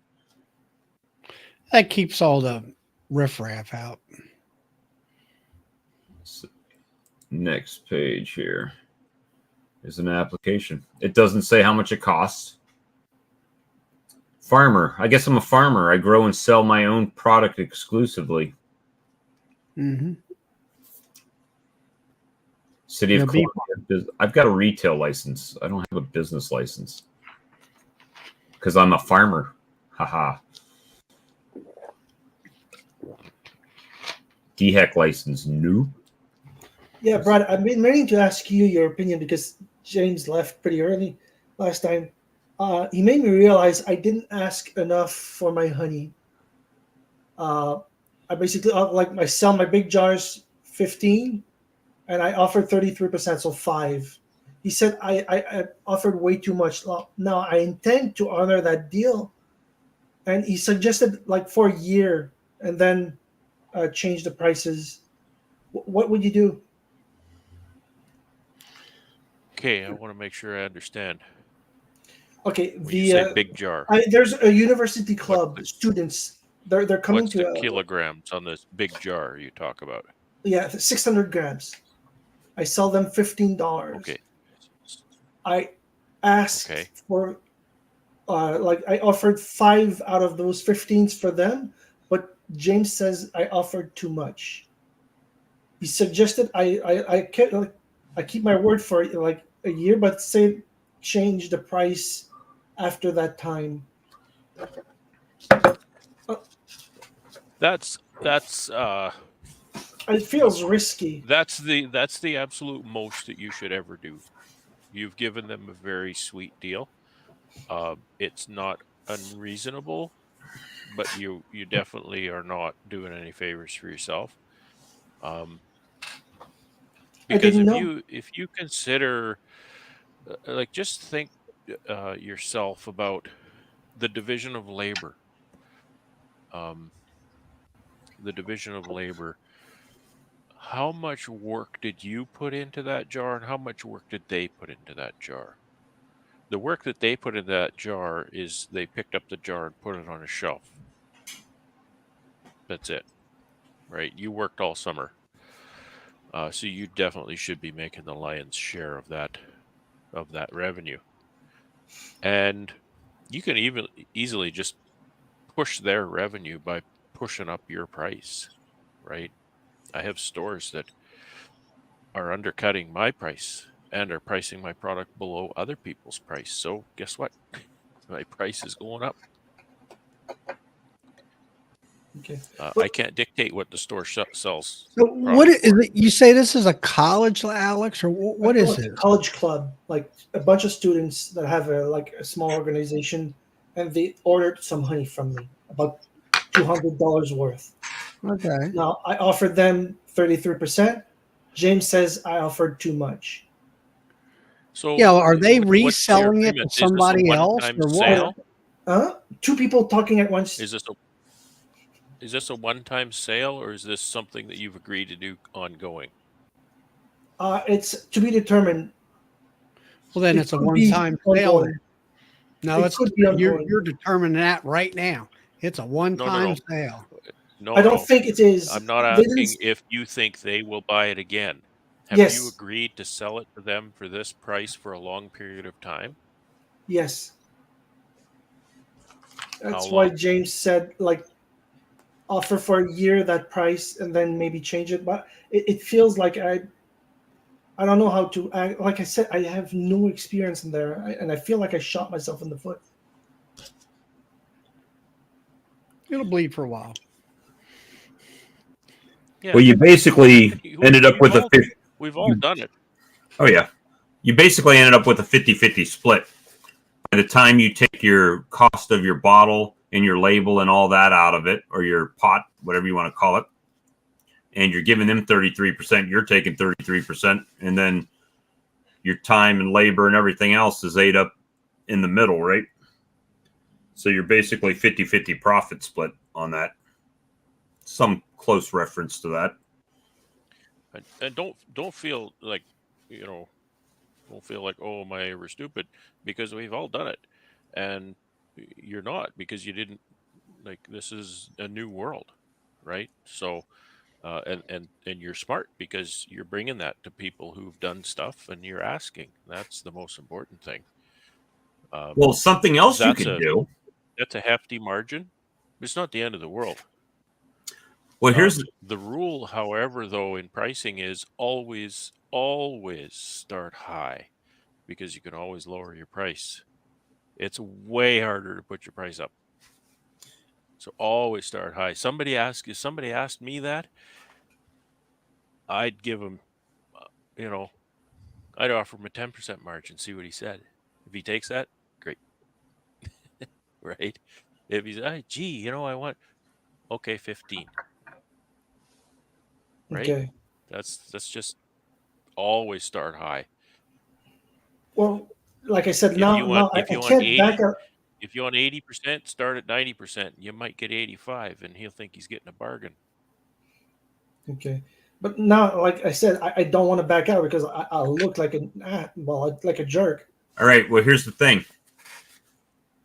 That's only the problem if you're making money and back out. It's never a sin to back out of a losing business proposition. If you're not going to make money, it's a great time to increase prices too. So you could also prices are going up in 24. Okay, next year. Okay. You could also go to them and say, because I want to be fair to them without like being a jerk about it. I shot myself in the foot because I don't have the experience. Like if I had this conversation a week ago. Well, you could have, but you didn't. It's not and lose the idea, Alex, that anybody is being a jerk or whatever, because it's business. It's business, right? And you're not running a charity, and neither am I. I happen to be running a nonprofit, but it wasn't meant to be that way. But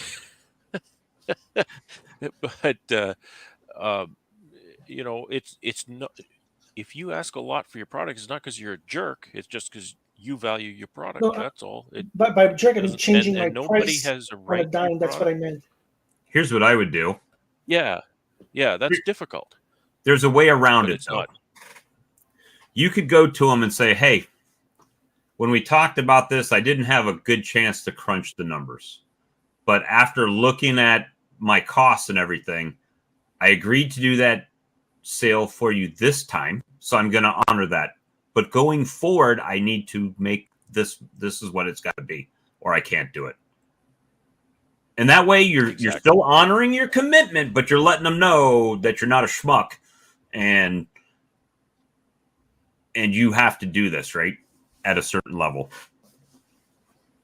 So yeah, so what you suggest is let it buy at this price for at least this time, maybe a few more, then come back at it. I would, if you already know it's an issue, address it right away.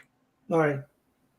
Because if you let it go, then they're going to say, well, you've been selling it to us for this. Why is it all of a sudden an issue?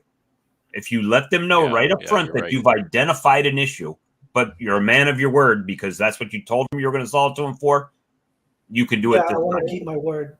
And then if they say, well, that's too high, we can't do it. Great. You honored your commitment to them. They honored their commitment to you. And going forward, you're not losing any money. And you do have your contact information on your label, right? Yes. All right, now you just got $200 worth of contact advertisement out into the public. Well, Absolutely. how many? I don't know how many jars. What, it's 20 some jars or whatever. Yeah, 12 small flavored It jars. doesn't matter how many jars as a whole. 20 some jars. 22. 22 jars. All right, you got 22 jars to 22 different people, as far as you're concerned. And you just about paid for your mixer. And they're going to be looking for more one day. And they're going to be call looking the for number more. on They're the going to come jar. back to Alex because the other guy's not going to have it That's unless he agrees to your increase in price. And now you're getting all $15 out of that. Yeah, because the small flavored ones are $10 and the big ones are 15. How big is it? So How Mark, big that is was only half a that, tank. Brad? Was 600 that? G's, 600 grams or whatever it is? Like half a quart. It's a pound and a quarter or so. And that's for 15. grams is That's for $15. Yeah. That's a little what's- smaller than a pint. All Okay. right, and what's your what's the small one? What's that, like about a 4 ounce or Half of that. Half of that. For $10. 3/4 of a pound. So he's actually making better than what we make on Runny Honey here with his creamed honey. Doing it that way. That's a nice price. I like that. I mean, price. Brad, is that a good price? $15 for that larger bottle? That's It's excellent 1.3 price. pounds.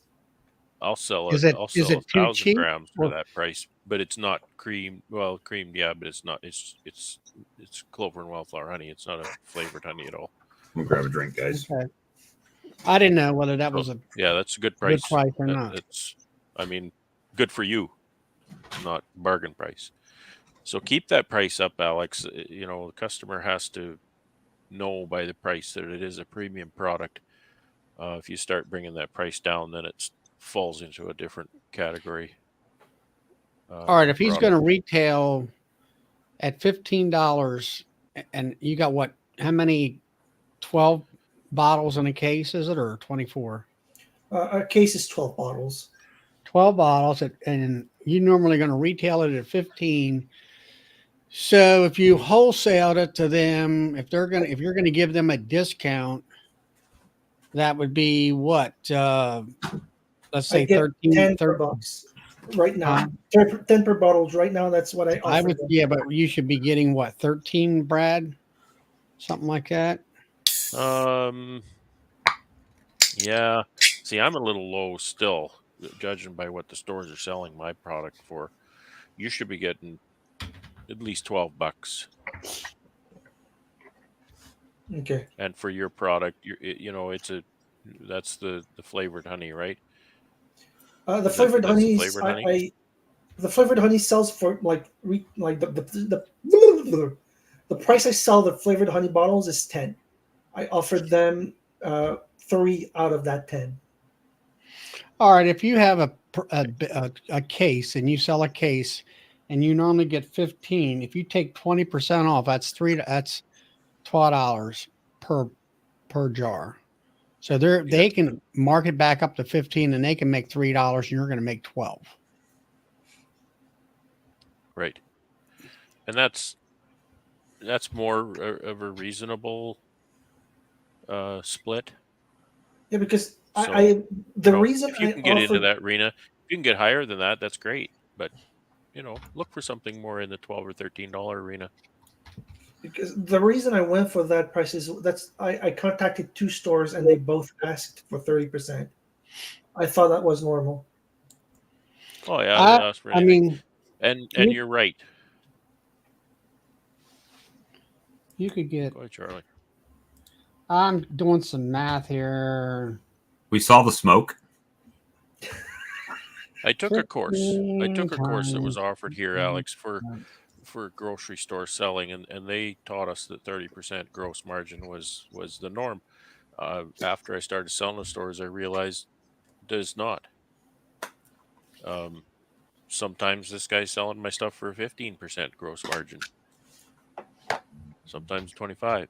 So obviously they don't stick to that 100%, and they'll accept less. But I found out So with I'm more than happy to give them less.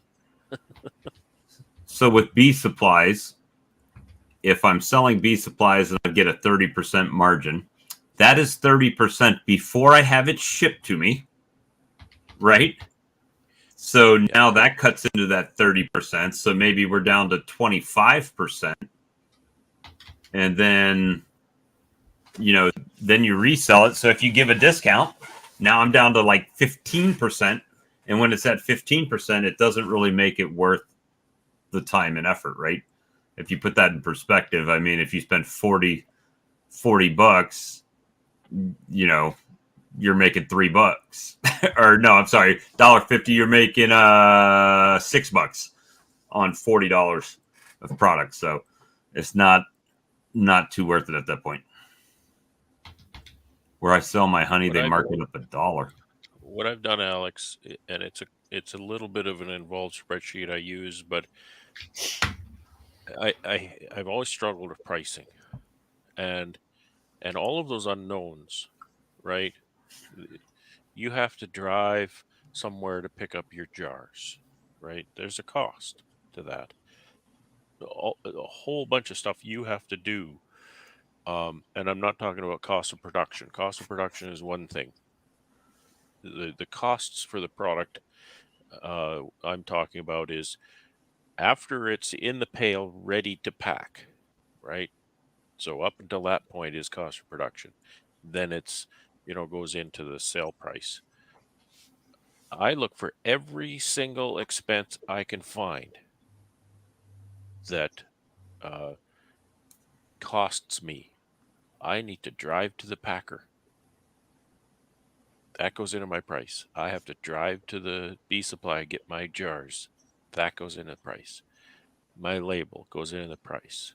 And so I start with my commodity price, what I want for my honey per pound or per kilogram, which is really weird in Canada because when you put it in a jar, honey is sold by metric, but if you put it in a barrel, it's sold by the pound. That's Canada for you.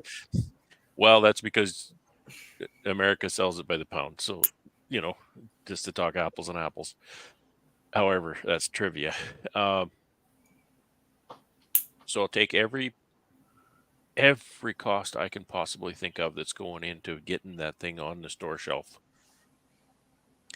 And there's a lot of transportation and handling that I'm not counting because I have to deliver it to the store, and maybe the store is far away, maybe it's not far away.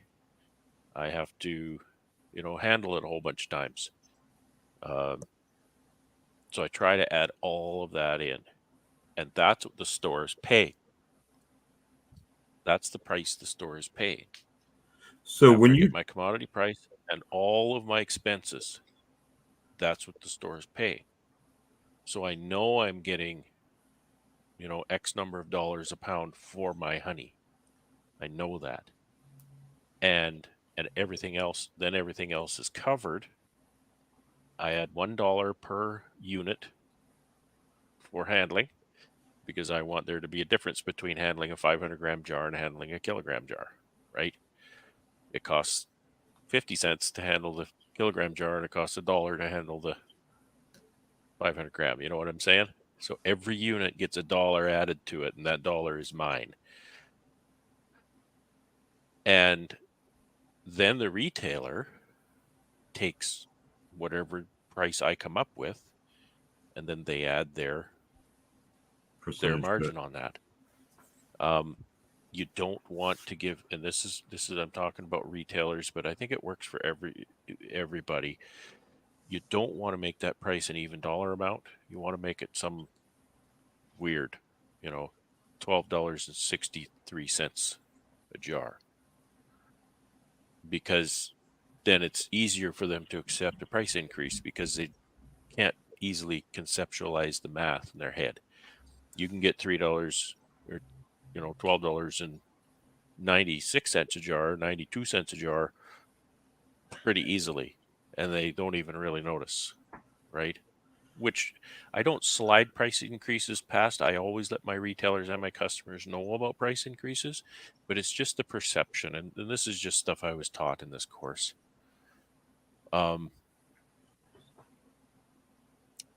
And yeah, this the same thing. Start high. Like always start your price high, because if you lower your price, everybody's happy. Everybody thinks they're getting a bargain if you lower that price. So Yeah, when you that's I what I'm know there's scared lots going about. on in the chat here that I'm interested in, and I haven't been able to read it. Sorry, Alex. Yeah, that's what I'm kind of scared about. The reaction I'm going to get. You know Yep. what? Let it roll up, buddy. It's business. All right. You think about how hard you work this summer. If somebody doesn't want to pay you for that honey, then you go to the next guy, because that's not your customer. Not every customer is your customer. Yeah, And I you should be had happy one. that some of them walk away, because that's not your customer. I had one. She's a really nice lady at the grocery stores. When she came to get one a bottle, like it's raw honey. There's flecks of wax in there, small ones, but there's some wax. It's unavoidable. And she was like, "Why isn't the lid popped down? And why is there a fleck there? And why? Please take your jar and go away." Yeah, It's expensive. it's okay. Yes, it is. Yes, it is. that's when you break out. I Have a portfolio I there. literally keep a business card for another beekeeper, for people that walk up and say my product's just too expensive. I hand them a business card to a competitor. Say, here, this is more your price point here. Phone this guy. Or they'll come like I had them come in with me, and they're comparing me with the grocery store price. And I says, well, I'm $10 and grocery stores are $3. I said, you do realize you're buying Chinese honey. And I says, look on the back of the bottle. I said, it's India, it's Argentina. I said, Chinese is filtering their honey through them countries because they're not allowed to go direct in the United States. And when I wise them up on that, then they just shut their mouth up. Or I had one guy, $10 is too high. I said, look, should be $12. I'm giving you a discount already, and you don't even know it. All I do is, I said, yeah, unfortunately, beekeeping's not a cheap sport, cheap hobby, right? I said, what you guys see here, because they see all my colonies when they come over, each one of those is a few $100. I've got 50 of them out there. And then if you go in my building, which you can't see, that I've got $10,000 worth of equipment, so I can put this in bottles that I have to buy, so you can worry about if you're paying $1 too much. Yep. And I'll tell them, when we've had the discussion, if they ask me for a discount, nope. I'm sorry, Yeah, I'm not your guy, right? I never discount. So a lady showed up this week and she said she wanted 6 pints. It was $90, right? She had $100 bill. I said, okay, I'll get you change. She says, you know what? Make it 5. Perfect. No problem. I had somebody that came to me that did that. Like they just keep the change. And But it was about that. I don't know if it was 5 or 10. Like she gave me quite a bit of change. But the other lady, I made all of my money on 5 jars. And guess what? She bought 5 jars. She's going to be back in a few weeks and buy 5 more jars, right? I mean, she obviously is using honey. So it's, it's fine. And my discount is sizes. The per pound price goes down when the sizes go up. Obviously, everything is like that, right? And so if somebody's buying more, then they just get into larger sizes that are more appropriate for their usage. I don't. I sell it like tomatoes. I will. Well, it's $3.99 a pound. It doesn't matter if you got 100 pounds of tomatoes or 3 pounds of tomatoes. You're paying by the pound. Yeah, that's how I do but it. I still stick to my earlier formula, right? It doesn't matter what size of container I'm selling. I am making at least exactly what I want for my honey, plus all of those expenses I talked about. I'm not compromising on those at all. But if you buy, small jar, large jar, you get in a small pail, middle-sized pail, big pail, the price per pound always goes down because, packaging goes down when it's a bigger size, and handling goes down, and packing goes down. And so people can get that. And if somebody wants to buy 2 1 kg jars, I'll say that's $30 for those 2 jars. If you're using that much, you can have a pail, and your third kilogram costs you $5. And people, oh, really? So then they'll go with the pail. I still get the price for my honey. Jose Because you says, save money on the jars. I do not give discounts. It's not my motto. If people ask me for a discount, those are not the customers I want. Do people go to the gas station and say, can I get a discount? Absolutely not. That's it. That's exactly it. Now, Absolutely right. And that is the first rule is not every customer is your customer, period. Now, the dynamic of that is this as well. So in my instance, because I'm charging the same per pound, that as they buy larger quantities, I actually make more money because the jar increase is not actually, it's not as much as It's not linear. yeah. So I'm making more profit in that instance. So Yeah. It's just like I have one lady here that buys about $400 worth of honey. She supplies me with her half-gallon glass jars. There's no labels involved. There's no containers involved. And she pays the $10 per pound. And I, like Bob says, I'm making more money with her because I don't have input cost. All I'm doing is selling her the honey. right. Yeah, It's she brings her jars. That's amazing. I have people, hey, do you want me to bring your jar back? If you want to, you can. But the store's not running out of them right now. Mason jars are pretty cheap. I am looking for some other options, but until I can buy them, my problem with my honey has always been, am I going to make enough for the year, and the division on how I want to bottle them? How many quarts, how many pints, how many 1 pounders, right? If I bottle too many 1 pounders and they don't sell, now I'm emptying those back out, which you're going to lose some, right? Well, not the 1 pounders. I don't. Once they're in there, they're in there. But the glass jars, I'll quick, fast, in a hurry and empty out a quart and fill up a couple pint jars out of it, to sell them if that's how they want them. But I run into that once in a while when perhaps I'm coming down to the end of my crop in July or something like that.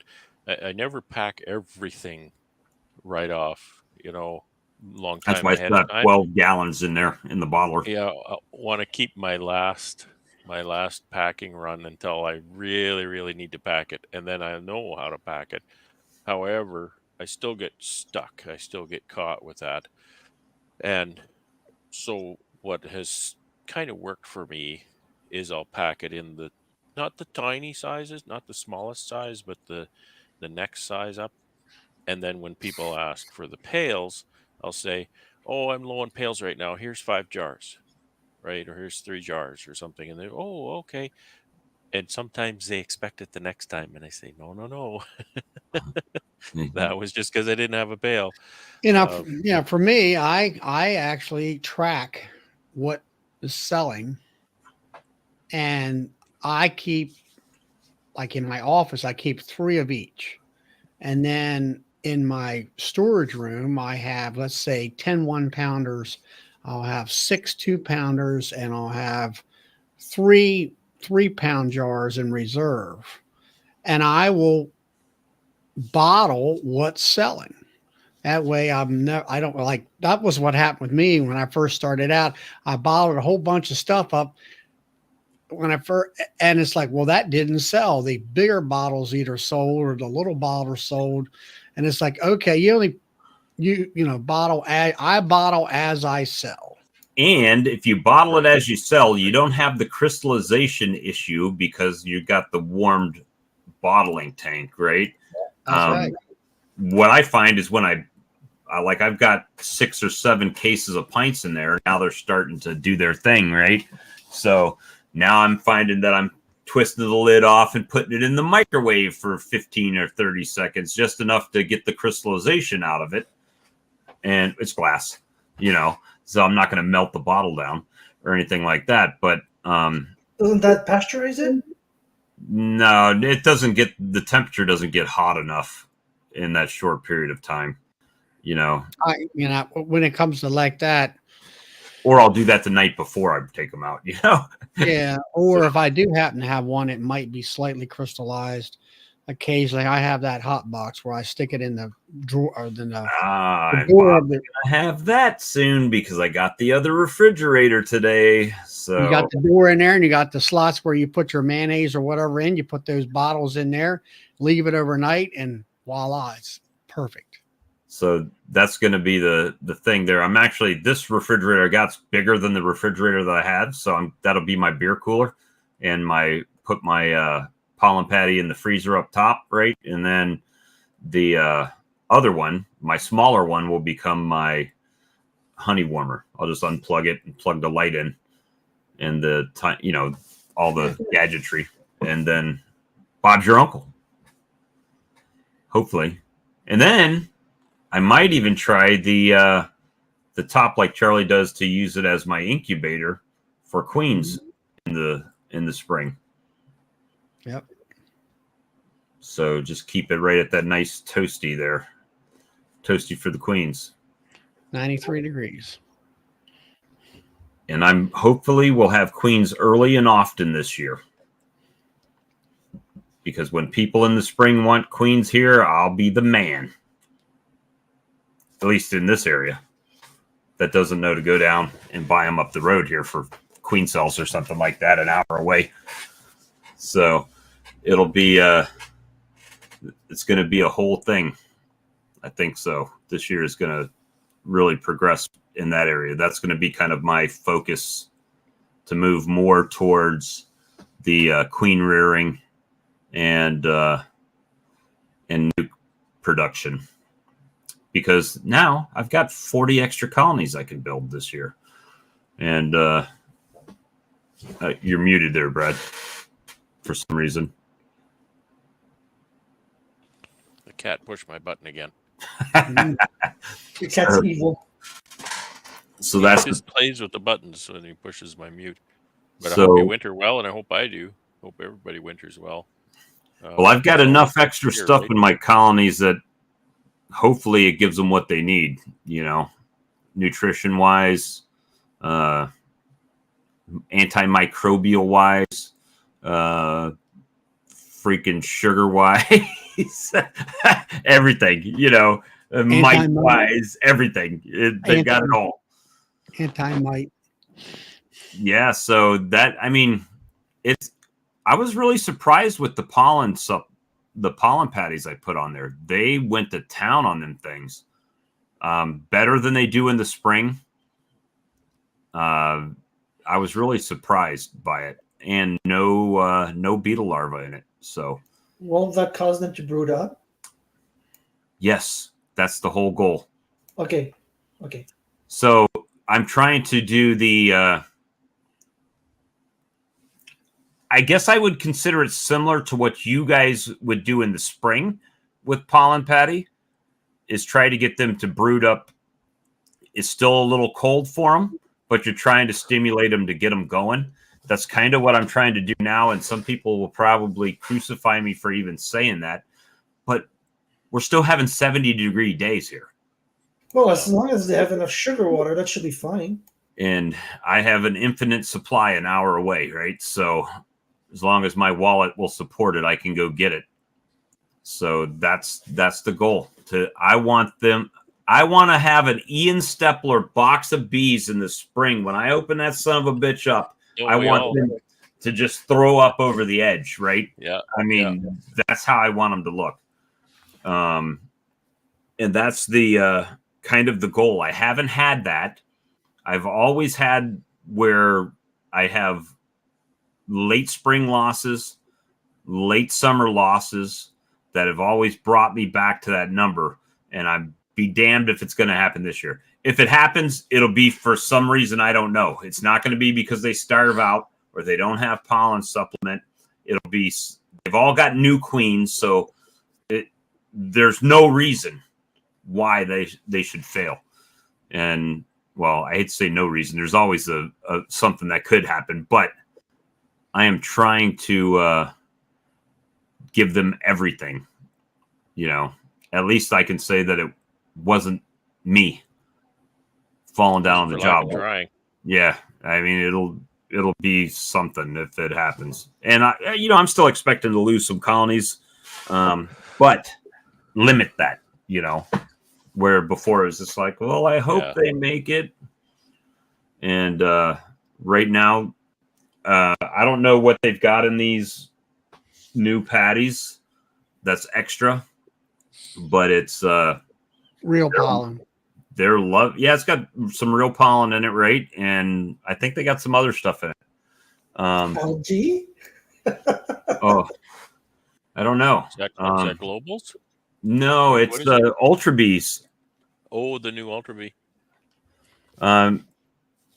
Ultra Bee. Let's see. I should have just went to Man Lake for it, but that's it, I think. No, let me just go to Man Lake. Now, if I could just keep it from drying out before they can consume it. It's the Ultra Bee Plus. A single patty, they're selling single patties on Man Lake is $9 for a one patty. Now, obviously, if you buy it by the box, that's not the price. For fuck's sakes, no way. There you go. Bob. So, a 40-pound box is $120. Let's see. It's got, it says it's 42 pounds. I guess includes natural irradiated pollen sourced from U.S. beekeepers, made with only high-quality ingredients. Pollen naturally increases. Who cares about that? 15% crude protein, 5% natural pollen. That means there's 80% of other stuff that it doesn't say. But it seems that they like it so far. Well, that's step one, right? Get them to eat it. Well, and that's been a problem. I haven't been able to use pollen patty here because of the beetles. So that's another check for that bottom board, keeping those beetles in check.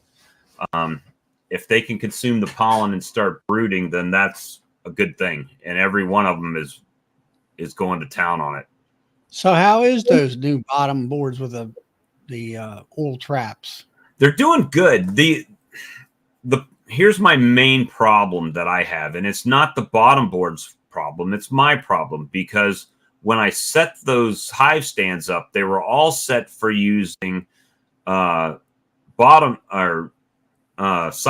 boards, right? So they were all leaning slightly to the front. But the problem is that all the oil rolls to the front too. So now you have to try to level them, but now I've got boxes of bees that are not happy that I'm even screwing with them to try to level them out. So I end up having to put a piece of wood under the front trying to lift it up, and it's just not hasn't been as effective. Well, I haven't tried the global patty. I would like to try it, but I guess I could order from Hilco or somebody like that and get free shipping if I ordered enough of them. But I just happened to be at the show and they just happened to have them. So I bought them while I was there, right? And got a little bit of a discount. Look, there's an Ian sighting. Man, we've had famous people in here tonight. Ian, Jose, Brad. You talking about me? Yeah. About famous people. I'll be right back, guys. You guys carry on the conversation, and I'll be right back in a short minute. So, Alex, I just looked Even up Bruce is here. How about that? that link for that. I call it a pale perch. That stainless thing for draining. I was pails. typing. Sorry, could you Put a link. get over? You Could you repeat, put a please? link earlier to a pale perch on Amazon. Yeah. Well, I have one of those, and it's a must-have piece of equipment. Yeah, because I was thinking of I don't converting. know. I don't know why you put the link, or it was a question, or if something you I was- had, but I just thought I'd comment. I was talking about converting my first honey extractor, like the two framer that I got to hate, into a, a bottling tank. And Oh, yeah. once you empty most of it, you can just hook it up to that thing. I mean, the pail. Yeah. Well, so I didn't know if you had one, but if you didn't, then I've got one of those, and it works really well. No, Yeah, I I don't got- have it, but it's on my wish list. I got one from my Max Ant bottling tank. Of course, it came Yeah. from Max Ant. Of course, they're overpriced, but it is stainless and heavy duty. Yeah, whatever. It's a low production thing. It's probably somebody putting that together by hand or something. So Ian mentioned in his video, you guys were going to get some snow. Did you get snow up there, Brad? Yeah, oh yeah, we got a little bit of snow last night, this morning. Yeah, we've had snow here as well. It's Definitely. all melted now, but yeah, it's starting. Bruce Jenny, hello there. Yep. There's Bruce Old Hey, Bruce. McNally is on. Well, I'll tell you what and James. is this is kind of a testament to good content. We've been going for 2 hours and 8 minutes, and we still have 73 people on, and they've been here the majority of the stream. So, some nights it's not that compelling, but this is a topic that I think a lot of people are interested in, because it doesn't really matter where you're at, beekeeping wise, or if you got one colony or 50 colonies. This is all stuff that you can use to help fund your beekeeping experience. And when you get to a level, you can also fund your nonprofit organization, your not-for-profit organization, Brad. Convert your nonprofit business to something a little more profitable. Yeah. So, I mean, it's the thing is, I'm in the same zone as you, right? It's not profitable. And when I say not profitable, doesn't mean I'm not making a profit. It means that I'm turning my profits back into my business, right? And growing the business. So I guess that is in a sense, that is a profit, right? Because you're growing your net worth of your business. And at some point, hopefully, I won't need to buy an extractor, or I won't need to buy a creamer, or of course, I'll always buy something because I'm the gadget guy. But besides that, you'll get to that point to where you're like Charlie. You've got everything you need. You've got the number of hives that you want, and you can work, and you really enjoy working. And then, you hit that point. If one is that, then that's great.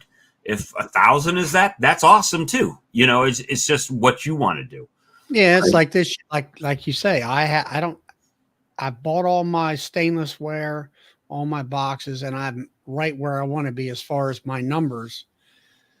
And this year, my expenses are like half, because I'm only buying, like sugar, and I had to buy a bee soup and just bottles, stuff that's, what do you call it, or durable goods, or whatever, goods that go back out the door in sales and stuff like that. So it's definitely, but see, now we've kind of delved into the not only the ability to sell honey, but now it's maximizing the profit you make on your honey. And profit is speculative, right? So you might profit per jar, but you might be reinvesting that in your business. So it may not show as a profit at the end of the year, but you might have a nice shiny new creamer, or a new KitchenAid mixer, or something that you can use to benefit yourself, right? Yeah. So, Like I got a hell of a nice spinner in my honey house now. Well, where'd that come from? Somebody had to pay for it. So that's the profit part. That's the putting that back into the business, kind of continuously, and using using up all of the slush fund for new toys and things to solve those pain points. Bruce, I Yeah. did that Just this bees year. looking at buying a used capper. Use count.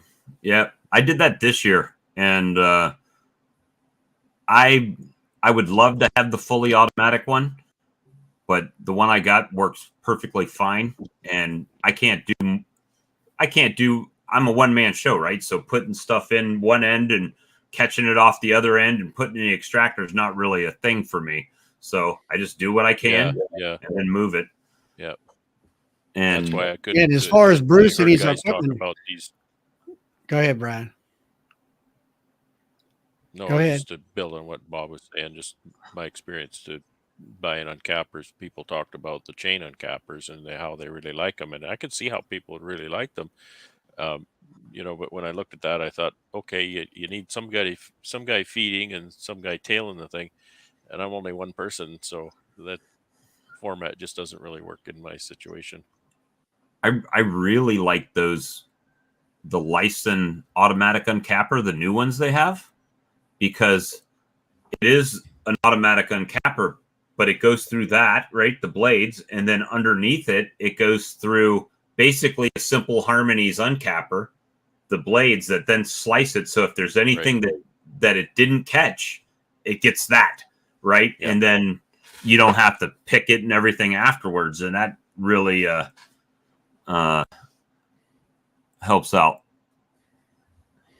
Russell was asking if I got woodenware built today. I got a bit more built today. It was a little underwhelming, but I did get quite a few done again today.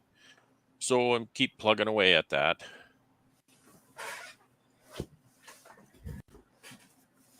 Yeah, and Ooh, next parts year, for the since I uncapper. plan on staying at 30 hives because I can't handle more than that with that tiny car, it's going to mean less expenses, maybe more supers, so probably some bee escapes. And pro It's nukes, not- so you can sell your nukes when you have to split colonies. Yeah, that's it. and That means it's going to be more profit next year for me, which I can reinvest in the business. Maybe get a truck next year. That would be nice instead of the tiny Malibu. Now you're talking. How many bee escapes do you need? Well, technically 30. So that's not that expensive. Maybe. I couldn't make them. Yeah. It's not that hard to make. I could just No, buy they're not. one, use it as a template to make more. Yeah. That's exactly what I did. Because I kind of enjoy woodworking. I like it. It's just I have to do it outside. I don't have a garage or a woodworking workshop. So time. Yeah. I've been going to build myself more escapes for about 3 years now. I still haven't.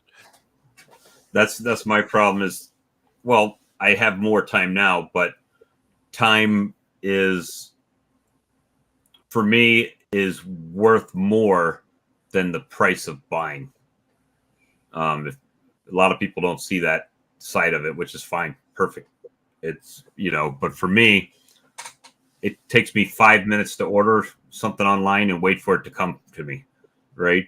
And I don't have all the equipment, so I guess it's kind of like anything else. So if you buy all the equipment, then are you really saving on the equipment itself? Not for first little bit, right? well, I don't make the boxes. It's a pain to make those finger joints, but bottom boards and covers, those are easy to make. Yeah, I could see myself making that type of stuff, but because it's literally a rectangle and you put some 1x2 on it and you're good to go. But A half-inch rim around too to give space for the inner cover. James needs 80 escapes. Old McNally needs 80 escapes. Hey, I know a guy that owns a wood shop in Manitoba that might do that for you at a reasonable price. I know a guy. And if you buy them through me, I'll give you a discount.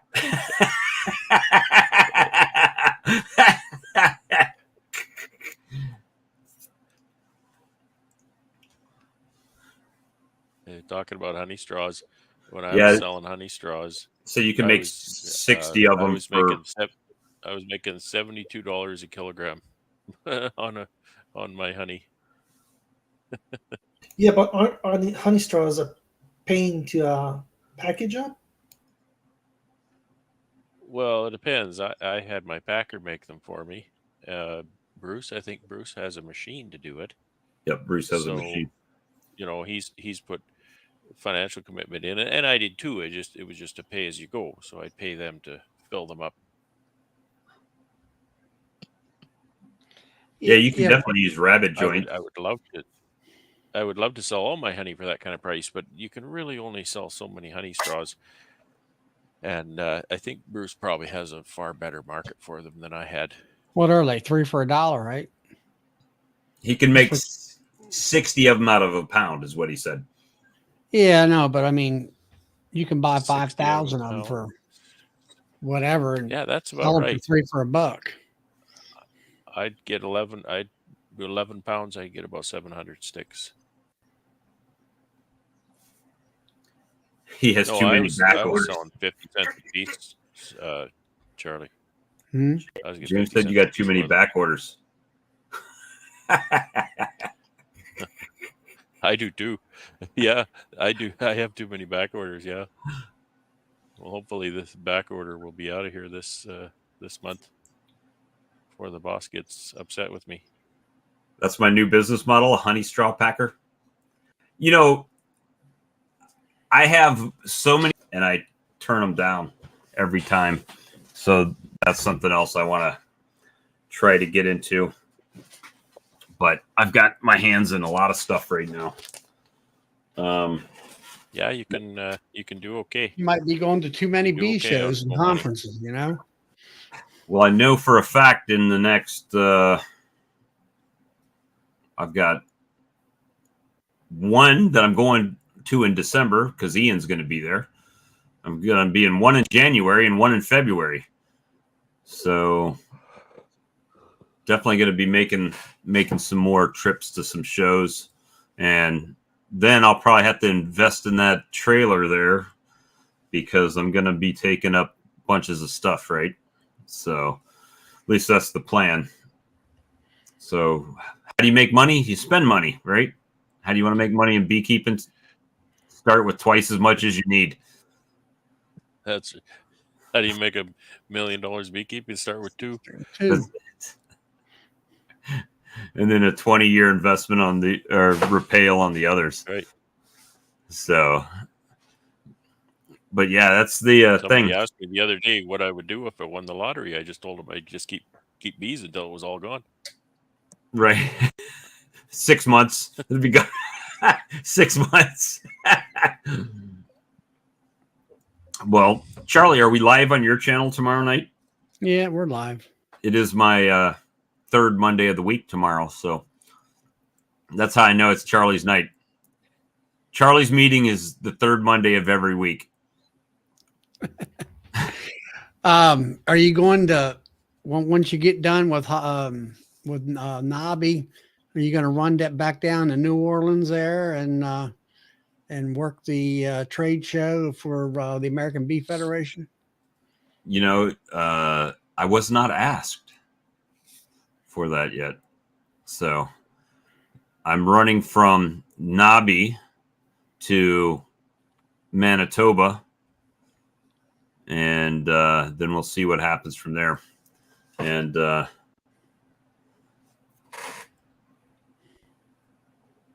Winter Peg, Manitoba. Manitoba. Do I need any special privileges to come to Canuckistan? Canuckistan. If you're coming in winter, bring warm clothes. You know what? Yeah, the whole bring the thing woolly is socks. I can't even buy clothes warm enough for up there. So what in February, what is the weather like in Manitoba? Well, it Oof. depends. It could be real nice. Well, could be negative at least- 40 to you is real nice if it's sunny out. No. I'm No, serious. 32 It could be degrees. quite nice, but it could be really cold too. It's only going to be And, 0 the Celsius. last week in February, it'll be, Because I 0 don't have to come Celsius, back and give or take 10. make splits, graph queens, like right away, like within a week or two of coming back, right? I'll dig out a parka here for you. I'm telling you, man, I could buy the foulest weather gear down here, and it would be like, oh, it's nice you brought a hoodie, you know. It would be stuff I wear in the bee yard. I'll be like the kid on what is it? A Christmas Story, right? He's got so much on he can't even bend his arms. Brad, make sure you take a photo of the snotsicle. It's From not. Brad's The nose. snotticle. Bob's Oh yeah, nose. that's what. Yeah. I've been there. You know it's cold when your boogers freeze in your nose, and it happens. I've been there. Yes, you have. The so the key is getting my my passport renewed before then, and getting all that done. Do that. Do that for sure. Study my metric. I know, right? Yeah, 100 kilometers per hour is 60 miles per hour. Yeah, we're not going to let him drive. Yeah, I don't want to drive. There could be snow and ice. Besides, I mean, if someone else is driving, it's legal to drink in the car in Canada, right? No, I'm just kidding. 100% chance of winter in February. That's To give true. you an example, Quebec, I can't say about Manitoba, but Quebec can reach down to minus 40 in February. I'm really surprised because Canada, to me, each province there actually seems like a totally different country. They are. When Brad says, "Oh, I can't ship outside of my province there," I'm like, that's kind of a foreign concept. Well, it is a foreign federal regulation, though. That's a federal regulation? Oddly enough, that's a federal regulation for an operator, in my context. Yeah. Huh. Yeah. So here, I don't really have a limit on that. If someone orders honey online, I can ship it wherever I ship it to. So that'll be interesting. Interesting to it's complex. intermingle. I'll explain it to you when you're here. It's going to be interesting. Well, guys, we've been going for 2 hours and 24 minutes and 52 seconds. So I'm going to call it for tonight. And remember, tomorrow night, we're over on Sawmill Charlie's channel at 8 o'clock. And, make sure you tune in there. It's always interesting. We can hear the gentle sounds of popcorn snacking in the background. And, good bee chat. And we'll look forward to seeing you guys there. Very good. Good night, everyone. All right. Good night, everybody. Good night.